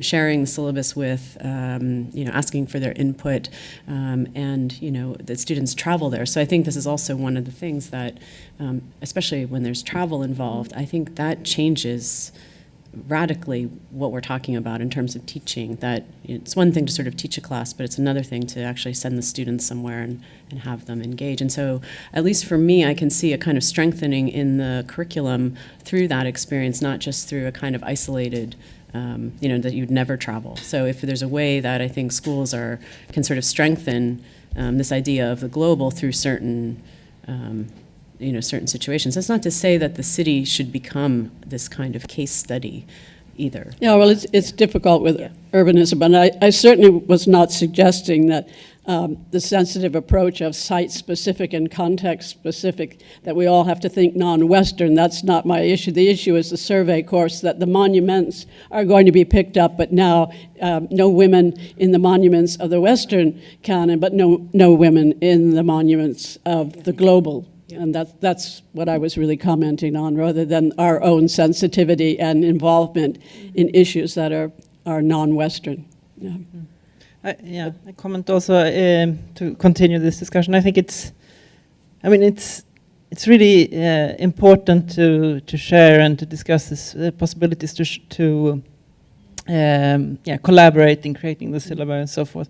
But I really liked, Catherine, your kind of end point where you say, okay, so maybe it's time now, because we have all these possibilities, that we also teach how to become historians. And that is a really important part of it, because we cannot, we should always be critical of all these references we get from everywhere, because we know, if you look deeper, history might be read in a different way and so forth. So how can we teach to become historians, and also make sure that we also have the time ourselves in our academic life to be that historian in terms of the specificity and the kind of deep study, so that we really can do that. So I think that's important. It would be my concern if we can just share everything, but then forget about situating it and really check our sources, so to say. Yeah, I actually am. Thank you. I am somewhat. Well, I'm not really somewhat. I'm deeply conflicted about the the ramifications of what I am suggesting, which really is kind of no survey at all. Because I don't think even I agree with that. Excuse me. But I do come around to the fact that in this day and age, I don't think any architect is going to get a clean slate with no history attached to it in any way, shape, or form. That doesn't exist anymore. I just don't think that. I don't think that'll ever happen. So most architects are going to be confronted with a problem of renovating existing, or grappling with a pre-existing context or a pre-existing landscape. And in that sense, I think they do need to know, and I should clarify what it is that I think they should know. They need to know when they are looking at it that it is significant. They may not need to know how it is significant, but that little voice in the back of your head that says, oh, hang on a second, before I make this change or alter this or tear it down or do this or that, it needs to be assessed. That little voice needs to go off. And hopefully that would send them to some sort of historical inquiry and lead to a better product down the road. At the same time, and I think that really that would be the holy grail of architectural history, would be to teach every architect and art historian and preservationist to really, every time they have a project, to grapple with the history of the project. I think that would be awesome. Mm-hmm. At the same time, I have spent 14 years teaching 18-year-olds, and they need a survey. They just do. Most of them don't, and I think any kind of survey, really. I've seen surveys seem to go up and down in fashion. When I was a student at the University of Virginia, I remember a very heated debate, and it was, to me now it's sort of comical, but the architecture faculty got mad at the architectural history faculty because the architecture students weren't learning enough, they felt, history. And so the remediation of this was to introduce an architect-taught survey of history. Mm-hmm. And the historians were not so happy about this. But they went round and round, and the architects would say, but we need them to know these, was kind of a great building sort of a thing. And the architects would say, but we need them to know these great buildings. And the historians would say, what do you think we're teaching in class? And the architects would say, I don't care what you're teaching in class, they're not learning it, right? And so around and around and around we went. And I think that there is a fundamental place for survey. You do need to build a vocabulary. I mean, to every single one of you, I could say falling water, and And I think that developing that level of vocabulary, for lack of a better word, it's a language, is necessary, and I don't really know any other way to teach that except through survey. So I'm very conflicted over this. I don't know what the take-home is, but I think there maybe needs to be a way to teach both.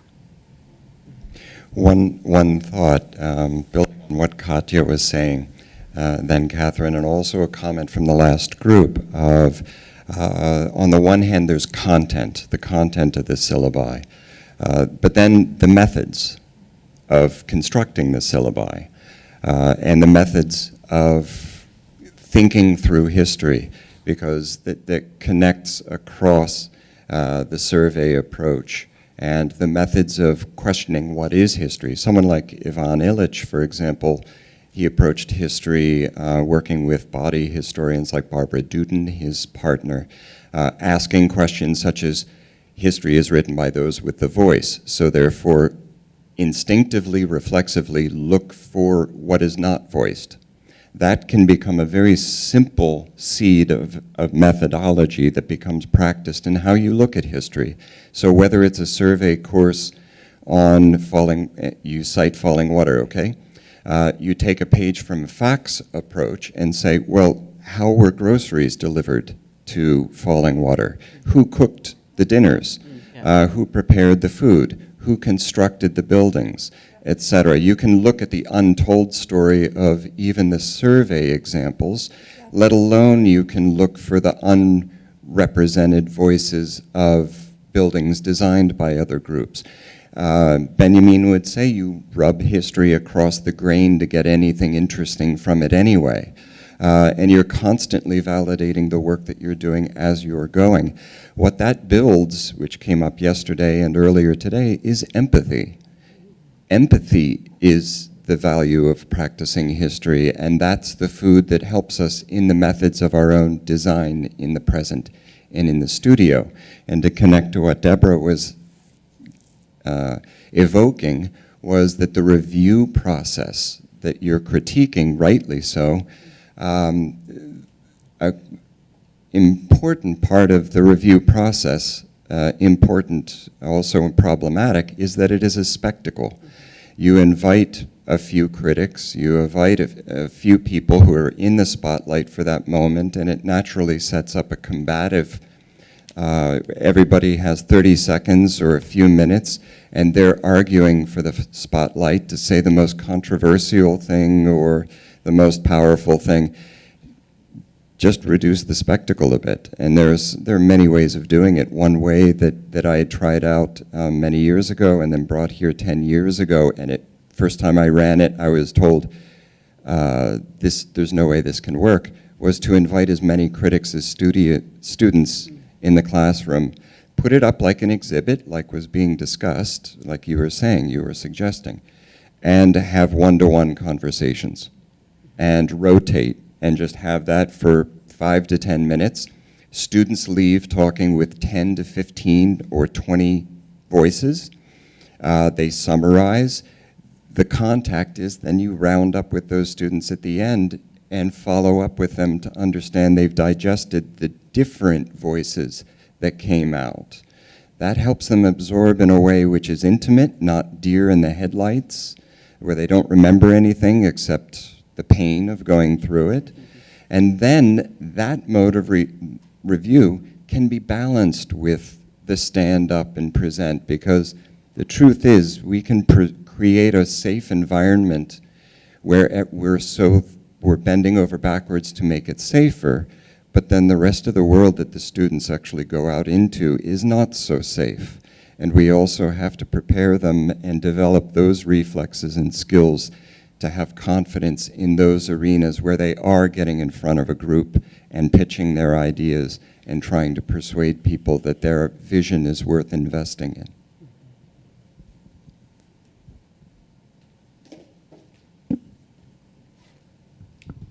I would just maybe add that in terms of being able to address changing viewpoints and perspectives on history, to maybe approach things thematically. So I'm thinking through technology, through representation, there can be some sort of consistency where you can deal with a broad spectrum of content.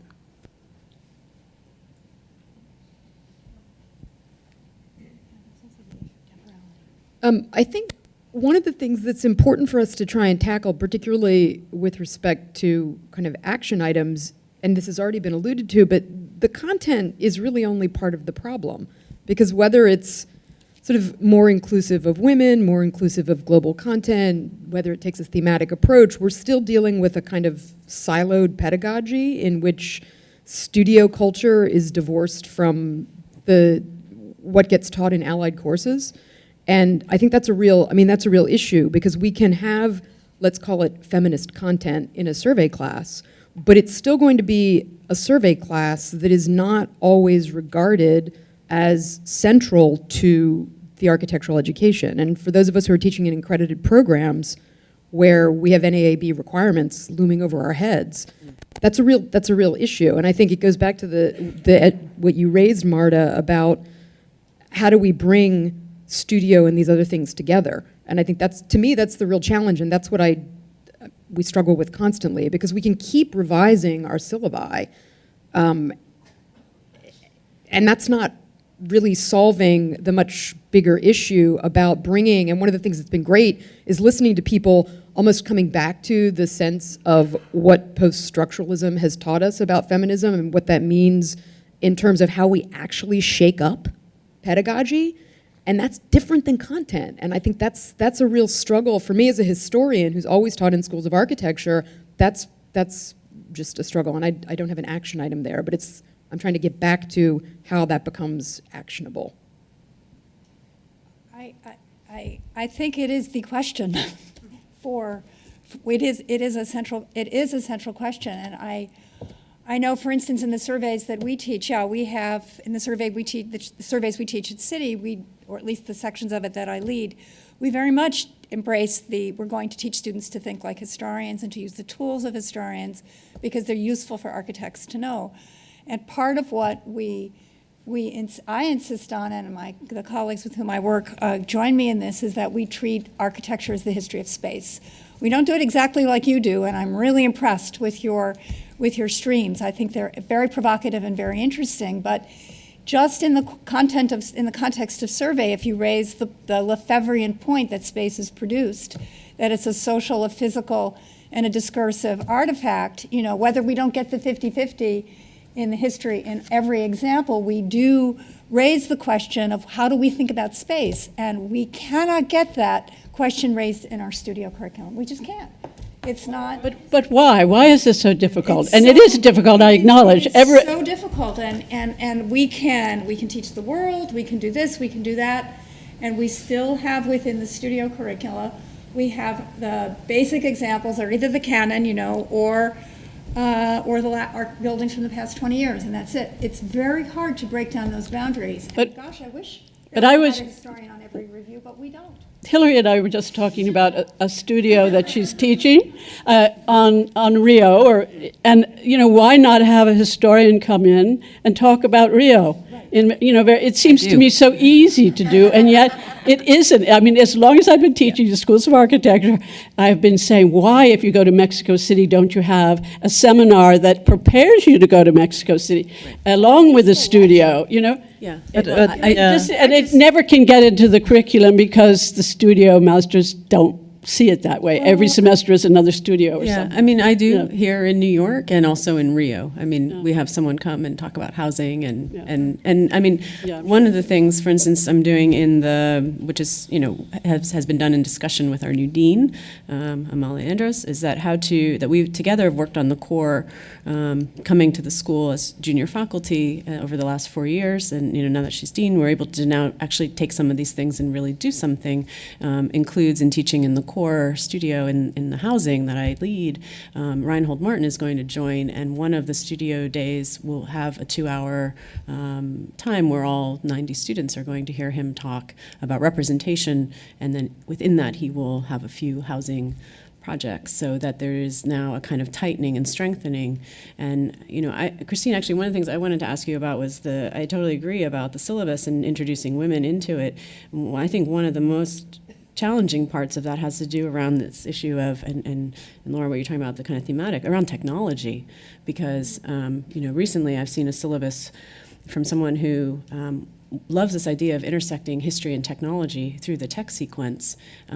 There was not one woman on that, and I think he didn't even realize. You know, it's just a matter of these are the things he likes, and they are important, and they're canons and they're studied. And so now that, you know, now the question is, how can we try to find new models for that? Yeah, well, there are a lot of women that are writing on technology, from the smart city to scripting to I don't know what. I mean, so you just have to be sensitive to finding those bibliography, finding those writings and putting them on.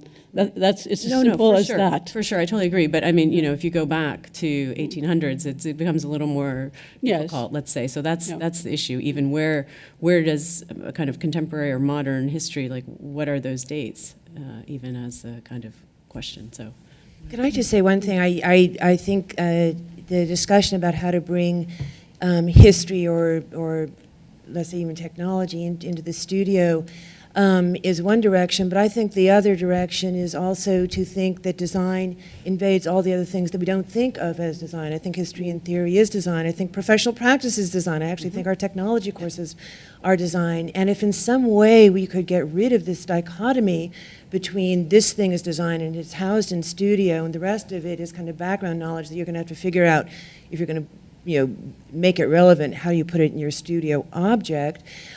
I think we need to actually have a much expanded notion of what design is that makes sure that when you've left the studio, you're still designing. You're still either learning how to put it together, you're going to learn how to put your practice together, you're learning how to think about it in a complex network of social engagement. That is design. So it needs to go both ways, I think. Yes, to return still to the question of why is it so difficult? I think it's interesting that we can talk about survey courses and we can talk about bibliographies, and it's almost as if, you know, it's really difficult, as you pointed out, but at the same time it's easier to talk about. But then how do you get into studio culture and affecting those? And I'm sure we have many very, very good examples when it's actually happening, when there are a way of working historically in design and inviting each other. So it is happening. There are many good examples. But there is something to, like, how do you put it into a kind of demand, a kind of pedagogical demand, and into the whole school culture? How are our studios taught in this school? And for that reason, it would be really nice to have maybe deans in a round table to discuss this issue, to really confront this issue. Okay, so how are you as deans or program directors and so forth thinking about this, thinking about how you, what's the culture of reviews at our school? What's the culture of interaction between history, technology, and so forth? That is actually part of a school's program to engage in these kinds of reforms. Because it's interesting that there is a feeling that it's so hard, and at the same time I can think of many really super interesting examples when it's happening, but that's depending on that particular studio and those particular professors are really driving and engaged in these questions, and vice versa. So there are many good examples, but it's really interesting how can it be put into a program, so to say, that we find deans that were really committed to shift the whole curriculum of a school in this way. Can I make a bottom-up proposal instead of bottom up and top, everything is good, but I mean it's interesting to think about, you know, that is possible as well. But I'm an optimist by nature, so I have to come up with a practical proposal, otherwise I feel lost in conversation.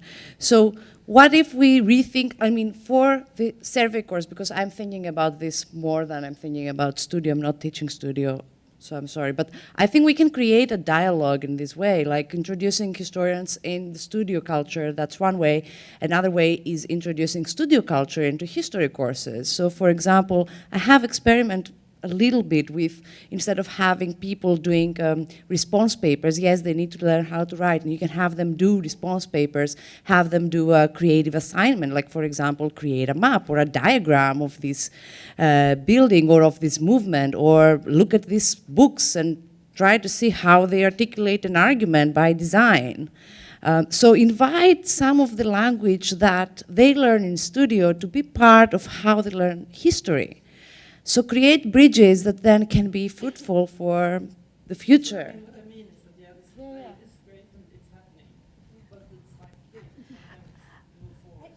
I think it's great that we've been talking about history, but I think that we're actually continually operating in a non-feminist manner, because we're basically like consuming and bringing everything into our own silo. And I think that another approach could be that what we're teaching is actually a platform of engagement. The feminist approach to me seems like we use architecture as a way to engage other disciplines. We cannot be within our silo and not talk to our colleagues in media culture, other design disciplines, philosophy, you name it, right? So how do we, for me, it's like to recondition architecture education in a way that has this kind of flexibility of both inward-looking and outward-looking. And that kind of engagement, I think, is possible in some of our institutions. You know, I think it's interesting that there seems to be an assumption that studio stays the way it is.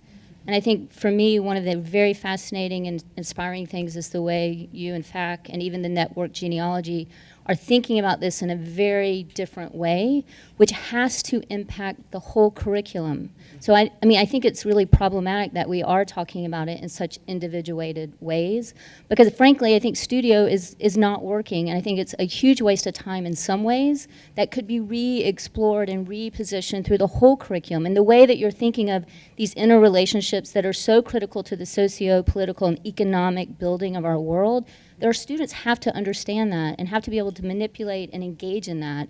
And so to stay within a 12-hour-a-week studio system just doesn't seem to make sense within this larger framework that you're putting forward. And I think, you know, I'm very curious about ways other people are thinking of how do we kind of explode the curriculum to think about it in a feminist, in a projective way about the future of our built environment, rather than remaining in a very kind of status quo idea about studio culture and culture at large. I mean, the studio culture and its effect on architectural education. Can I just put in one small suggestion? Just to explode it just a little bit, if in all of our lectures or crits we always sort of suggest that students look at one woman architect or one woman practitioner in some allied field. So I think we can, you know, make tremendous change, you know, amongst ourselves and amongst our colleagues, just a small gesture like that. I just wanted to follow up on Laura's comment, because at Woodbury we just started a new master's program. It's a Master of Interior Architecture, and so the accreditation is different than NAB. In some ways there's a lot more latitude. There's some wiggle room that I think hopefully we'll be benefiting from, and we have our first cohort this year, so it's a little bit too early to sort of tell how the curriculum is really shaking out. But when we were designing the curriculum, one thing that we decided to do was to not have a traditional 6-unit design studio, but in fact suck one unit out every semester into a separate track of courses that we called Emerging Ideas. And the idea was that it could be this sort of nimble piece of curriculum that we could bend to our will based on a particular cohort of students. So if we had a group of students that came in that expressed a certain kind of interest, that piece of curriculum could be used to potentially start to generate syllabi for future criticism courses or representation courses or electives or even design studios, that in fact potentially the students could collaborate with future faculty for those studios to design a syllabi together. And so we've tried our best to allow that little 1-unit thing to be able to float and serve many different kinds of masters. And so even just this past year, for instance, we had incoming 3-year students that are not coming from a design background. And Annie and I used these 1-unit sort of, I guess we made them more seminars than sort of studio credits, to try and position their criticism courses with their studio in such a way that there was a little bit more leaching back and forth between the two. And then in the coming fall, what we're, at least what I'm gonna try and do with mine, is to actually embed that one unit back into the studio so that it becomes a way for the students to do very focused kind of deep readings that directly impact the studio content. So I think that in some ways, curriculum design, or kind of revisiting curriculum design, could be one way in which things maybe get reallocated a little bit differently. And I think it's difficult with NAB because I think there's a much tighter set of constraints. But I think that there are ways to kind of potentially embed things within other things, or to hybridize things in slightly different ways, or to potentially introduce multiple methodologies so that you teach maybe the survey 3 times, but you teach it 3 different ways, and it's potentially different content each time. But it sort of makes and unmakes and remakes. So. Yes, I think that the conversation between the studio and the history is, of course, really important. And but to Peggy's comment about all the other courses, and then additionally, you know, how do we bring in the informal knowledges that students are bringing into school themselves, the blog sites that they're already producing as 18-year-olds before they get to school, and that they continue to produce with their friends during their education, and these sort of multiple languages that come in. To me, it comes down to language formation, knowledge production, who gets to speak, who gets to listen, and to really begin, you know, in the studio. And yet at the same time, I still believe the studio is central somehow. The way knowledge is produced in the studio, the ranges of knowledges that can be produced in the studio are really, really powerful, and have in some ways not even been exploited fully. I mean, in many ways haven't been because of the introduction of digital culture. But the question is, you know, authorship. You know, can the students begin to create manifestos by the end of their undergraduate career that really allow them to have a voice as they go out into the world, you know, and empower them to go out into the world, you know, having, you know, learned something that was actually integral to their own being, you know, and their own way of being in the world. You know, I think these are questions that feminism, you know, at Pratt, where I teach, we've actually introduced feminist practices through the language courses that are linked to the studio. And in the beginning, I was teaching a few women writers, and I thought that was all right, that I was teaching Virginia Woolf, and some of the other women said, yes, but the course is still male-centered. And even though you know, so they challenged me to go out and read other women writers. And when first I said, well, why don't you tell me what I should teach? And they said, that would be crazy. You know, why don't you go and figure out what you want to teach, and then come back and talk to us about it. And so we've had a really potent exchange, and have been able to hire 3 or 4 male teachers who are interested in the same kind of discourse. So, and we've worked with other male studio professors in the first year particularly, who are interested in considering themselves as feminists and looking at feminist practices. So I think it is possible to integrate feminism completely. Our experience is it's either 100% and it's totally integrated, or it's nothing and it's irrelevant. And it's just some kind of side note or footnote or something you do. Yes, of course, you teach Virginia Woolf. And yes, of course, you mention Julia Morgan. And yes, of course, you mention 1 or 2 women writers. And it just leaves the women students feeling equally marginalized by this marginalization of it. So I think, you know, language formation, knowledge production, these are very important questions here. I have an action item. I would love to see someone explore actually teaching some of these other courses physically in the studio. I think one of the things that's central about the studio is it as a space and the way in which students interact with each other in that space. And if these other sorts of courses like history courses, structures courses, philosophy courses, whatever other courses students are taking were taught physically in the studio, there could become greater connections with their design work. I also wanted to speak quickly to Stephanie's point in this, just bringing back the scale of the body, which I feel like is inherently feminist, and I really thought it was empowering the way you mentioned, the way you just introduce the design build into, I think that could be a very transformative part of the studio experience, especially because I think physical labor is inherently teaches you about boundaries and teaches you about the limits, and the body, I think, has so much wisdom, same like intuition and kind of emotions that I think are a little bit lost or people might struggle with in the digital kind of interface, which is just like you can surf the web till 4 in the morning, like you can't be out building and you can't be climbing something like beyond dark, and I think that's teaching a lot of more real world constraints, which I think are really important to keep bringing back into academia, because I think there's a little bit of a loss in like academia and so separate from the field of practice, which I appreciate about the design build application.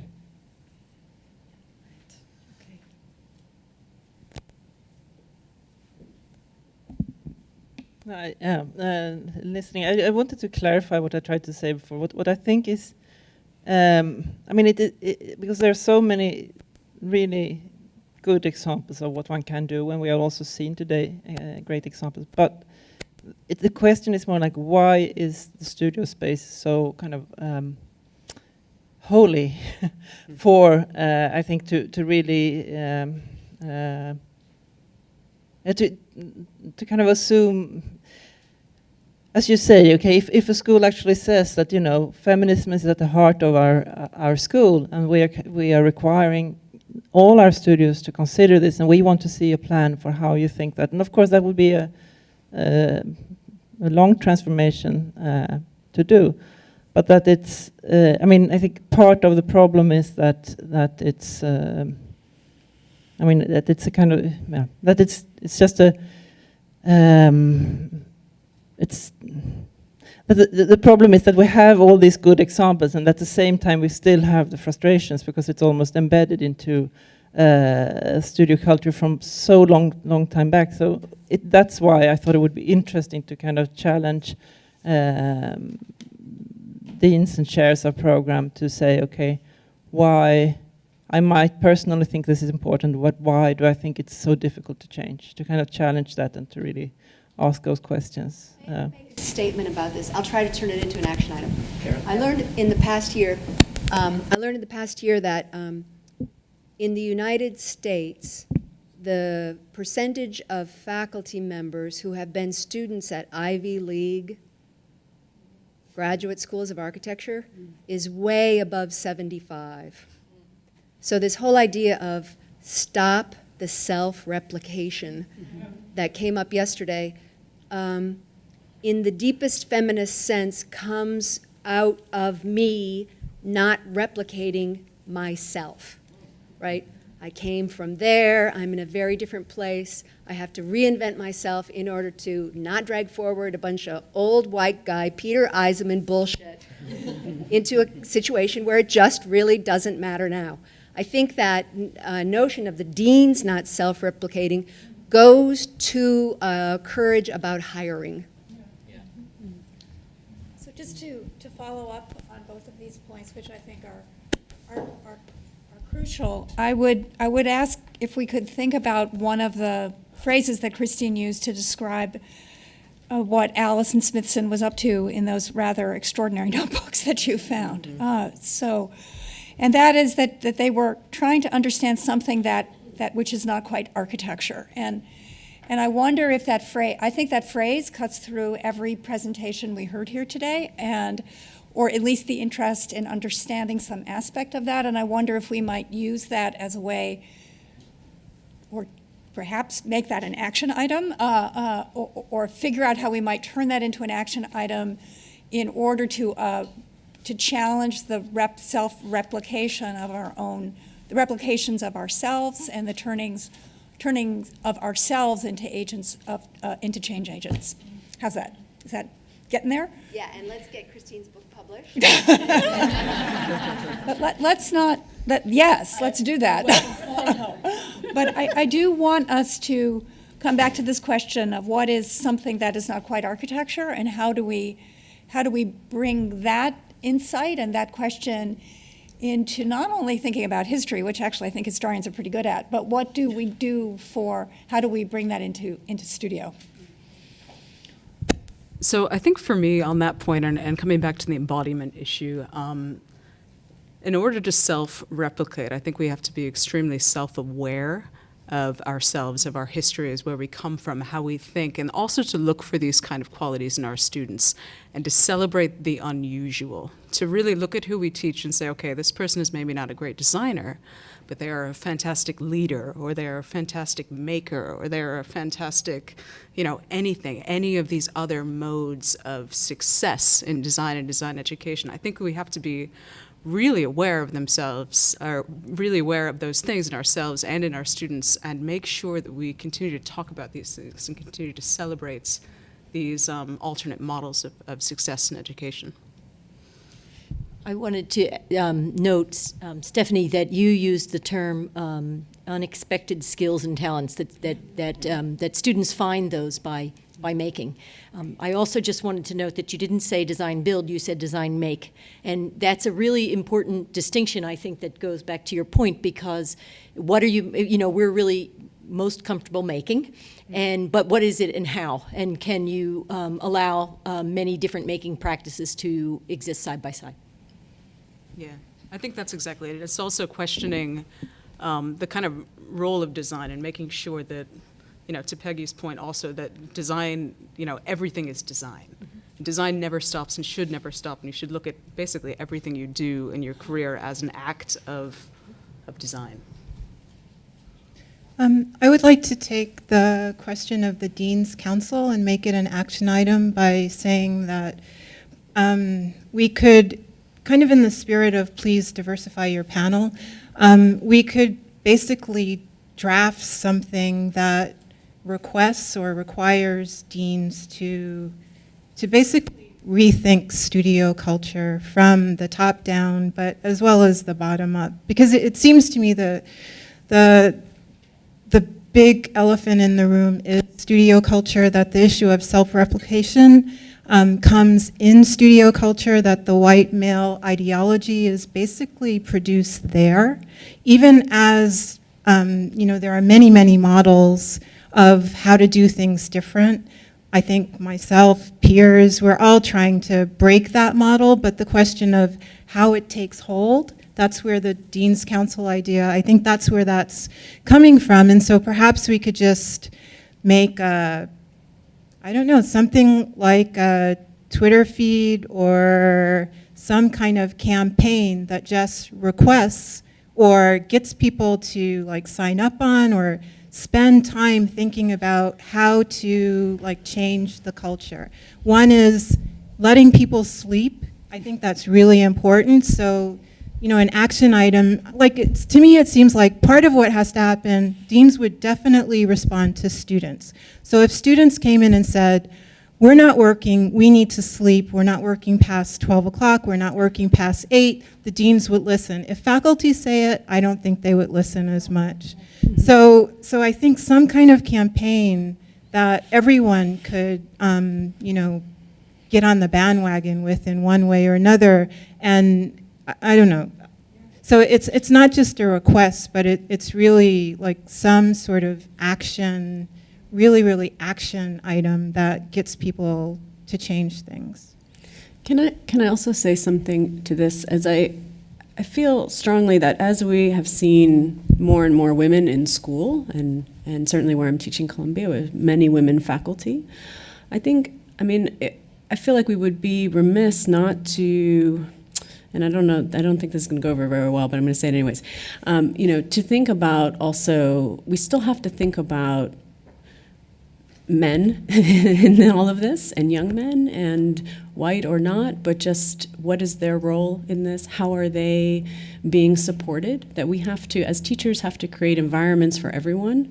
And while I have been challenged in teaching by white men and this kind of ideology for sure, I also am in practice with one, and I see a kind of situation and future that he's facing that is certainly not anticipated. And recently becoming a mom of a young boy, now I also have to think through these problems. But I think it's also, there's another issue too that I would say that would be something for the Dean's Council, has to do with issue of age. And you know that we have seen, and there's as much a strong culture for a kind of age, and you know, architects live long. It takes a long time to practice. It takes a long time to find your voice. Depending upon the economy, you may or may not ever be able to build a building. I think these are all things that we also have to be as equally concerned about and shape through our teaching and thinking. And for young, especially in the United States, I feel it's incredibly hard to have a practice, and it's also incredibly hard to start teaching, although that is really where, and able to have a practice, you're teaching, you know, everyone who I feel like, especially in my generation, who has been able to build anything, has also been teaching. And so for those of us who've been supported through different various fellowships and things, I think this also has to be kind of equally addressed as part of that. So I just want to follow up on Yolanda's point of the studio culture, and it was just brought to my attention last year that the NAAB, within the accreditation process, there's actually a part about studio culture that the students are supposed to be involved with. Well, I'd been teaching at Syracuse for like 13 years, and I never heard of that. So I think the studio culture is really critical, but I think if we want to make this a more proactive thing, somehow through that accreditation process, that it's not just something you get pasted into your accreditation book, but it actually is taken far more seriously, and that has to be discussed, not just at the upper level, but all the way through the school, and even with the students, which is what I think it was supposed to be done with, but it's not. I mean, it's not practiced. I don't think it's universally practiced that way. So there's a place where pressure can be put on, especially within an accrediting body. I think we have time for one last, Donna. Yeah, can I just speak, because I was president of NAAB when that came into being. Is this live? Yes. And yeah, we really wanted it to be a student and faculty generated, but mainly student generated initiative, and it did take place. Now we're talking maybe 2002, 2000, back then. And the problem is that we had this momentum that generated these policy statements that you're supposed to find at every school, and they're supposed to be ratified by students because they're part of an accreditation report. And they are supposed to be updated. However, in my experience, and I went through it at IIT in crafting one of them, I put a dynamic young faculty member on it, and I said, bring the students in, figure out what the thing is. We ended up with a 2-page statement, and everybody signed on for it, faculty and students alike. And then it went back to the old norm, you know, where students, unfortunately, there is a kind of self-perpetuating myth, if you will, about what is the most fervent student activity in studio, and it has to do with staying up all night and pulling multiple all-nighters, and it's very hard to get students out of that mentality. And I and other faculty have tried very hard to tell them that there is another way of doing business, but it's a very hard, you know, habit to break. Lori Brown also, we have up on our blog a contract that she has her students sign saying that they will not pull one overnighter, and it's a way to discourage those kind of practices, and that's not, it's discouraging that. It's saying that don't learn it as a student and then go work somewhere where that's encouraged. It's saying stop it. Let's not encourage those practices. So I think we should circulate that around, and I think the petition idea that Yolanda is speaking of is really strong. I mean, we know the power of the petition through, we've been watching that happen with Denise Scott Brown, so I'd say we stick with that. If I might offer an addendum, this is part of a bigger and larger problem that our profession has is that architects undervalue the value of their time. Yes. Yeah. Absolutely. Across the board, and it starts in studio. But I also want to just make a point that I don't think it's possible it would be great if our students would sign a petition and ask that we close our studios at midnight or 2 a.m. But in fact, our students want to stay longer. And our computer labs close, and that's probably, I'm speaking for Kate here, but I know it's one of the many complaints that we hear as faculty is that they want more hours. And I think that we really have to be so careful to stop perpetuating the same environment that we had. And I think it's going to take more than just this kind of lobbying, and it really is a public health issue. We've had a student who passed away due to being overtired. And I think it is in many cases a life or death issue, and we can't continue to sacrifice ourselves and really our productivity for this perpetual degradation of ourselves through this kind of 24-hour-a-day work that often carries just kind of bragging rights, which is, for me, just so counterproductive. Hi. I would like to add a little bit to it, because I think that we all actively are involved in that and totally unconsciously support this. Otherwise, we wouldn't assess the projects which have used the most time as being the best.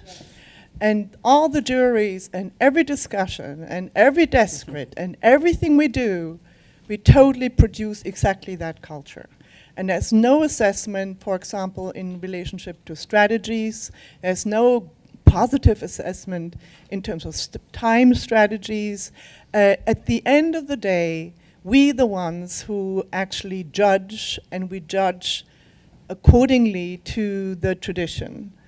And I think that we need to kind of change an entire culture, which also has to do with, for example, that we sit here, the 1% sits here and complains that they not belong to the 0.05%, which I find kind of surprising. But I'm also saying that, you know, in history or in the studio, nobody ever talks about the user. You know, if we would have, for example, the user as a kind of an authority, immediately we would actually have the 50%, because they, you know, and we would have all the minorities having a so-called voice. But all these things are so complicated, and I think that that it's time for a revolution and not necessarily a little reform, because I think that we still, even after we have done these reforms, we're exactly going to do what we have done before. And it's, I mean, in that sense, I would just say that few things might be doable. For example, to mention the user a lot more, and also to find another way of judging projects. Not just finding another way of the review and sitting around the table, but also another way of actually speaking about the projects. I think we have time for one more comment. Lauren, here we have. I just had a kind of comment, and we talk, you know, it seems obviously the kind of paradox of teaching, the paradox of the architectural education is a problem that we grapple with. So I wanted to go back a little bit to this idea of the overnighter, or staying up all night, which we all laugh at a little bit. But it's actually part of a testing regime. It's a physical test. That's, you know, in the same way as a kind of cognitive or learning test that you'll have to do to get your professional license. And I think what everyone's talking about is trying to inculcate a kind of internal learning environment, in which the primary thing you want to teach is how to learn, learning how to learn, because all of the kind of problems that we're going to deal with are so much more complex. And so I think that's, you know, we used to always call the profession, the education, generalist versus specialist, but I think there's something else at stake, particularly when we all gather around a table and actually start to think about the way that students on their own outside of class will democratically or not sort of elect their own queen, but that kind of studio culture question. And so I was very interested in maybe two things, the kind of conversation about everybody sitting around a table at a review, the round table review, and then I think what you're sort of calling almost like a science fair. I was a scientist, so, and then, you know, as the kind of spatial situation that you sit around and how that sets up hierarchy. And then I'm thinking about this curricular collaboration, which is essentially in cyberspace, essentially spaceless. And I think there's an interface. I recently was involved in rehabilitating the drawing, the visualization seminar at Columbia. And I think that that's also a place that, as a kind of curricular, as a kind of like part of the curriculum, which is sort of, you know, I think Hilary talked about post-medium, there's representation, there's other things that are being talked about. But I think that visualization is also a place, learning to draw, this is where other ideas come in, learning to represent data where a different kind of subject is involved. But the last thing I wanted to say is that I think there is an interface between this kind of spatial hierarchy and the freedom of the, you know, sort of the blog world. And so one of the things that I've done, it's not revolutionary, is my studios have a blog and I ask outside experts to comment on the blog. So it's a little bit trying to split the difference. Thank you. We are out of time, and I will defer to Brian. And I'm deferring to Stephanie and the needs of the body, so we're going to take a 15-minute break to let Deborah prepare her thoughts. But would you join me in thanking There's our panel? coffee and goodies over here. Thank you, Marta.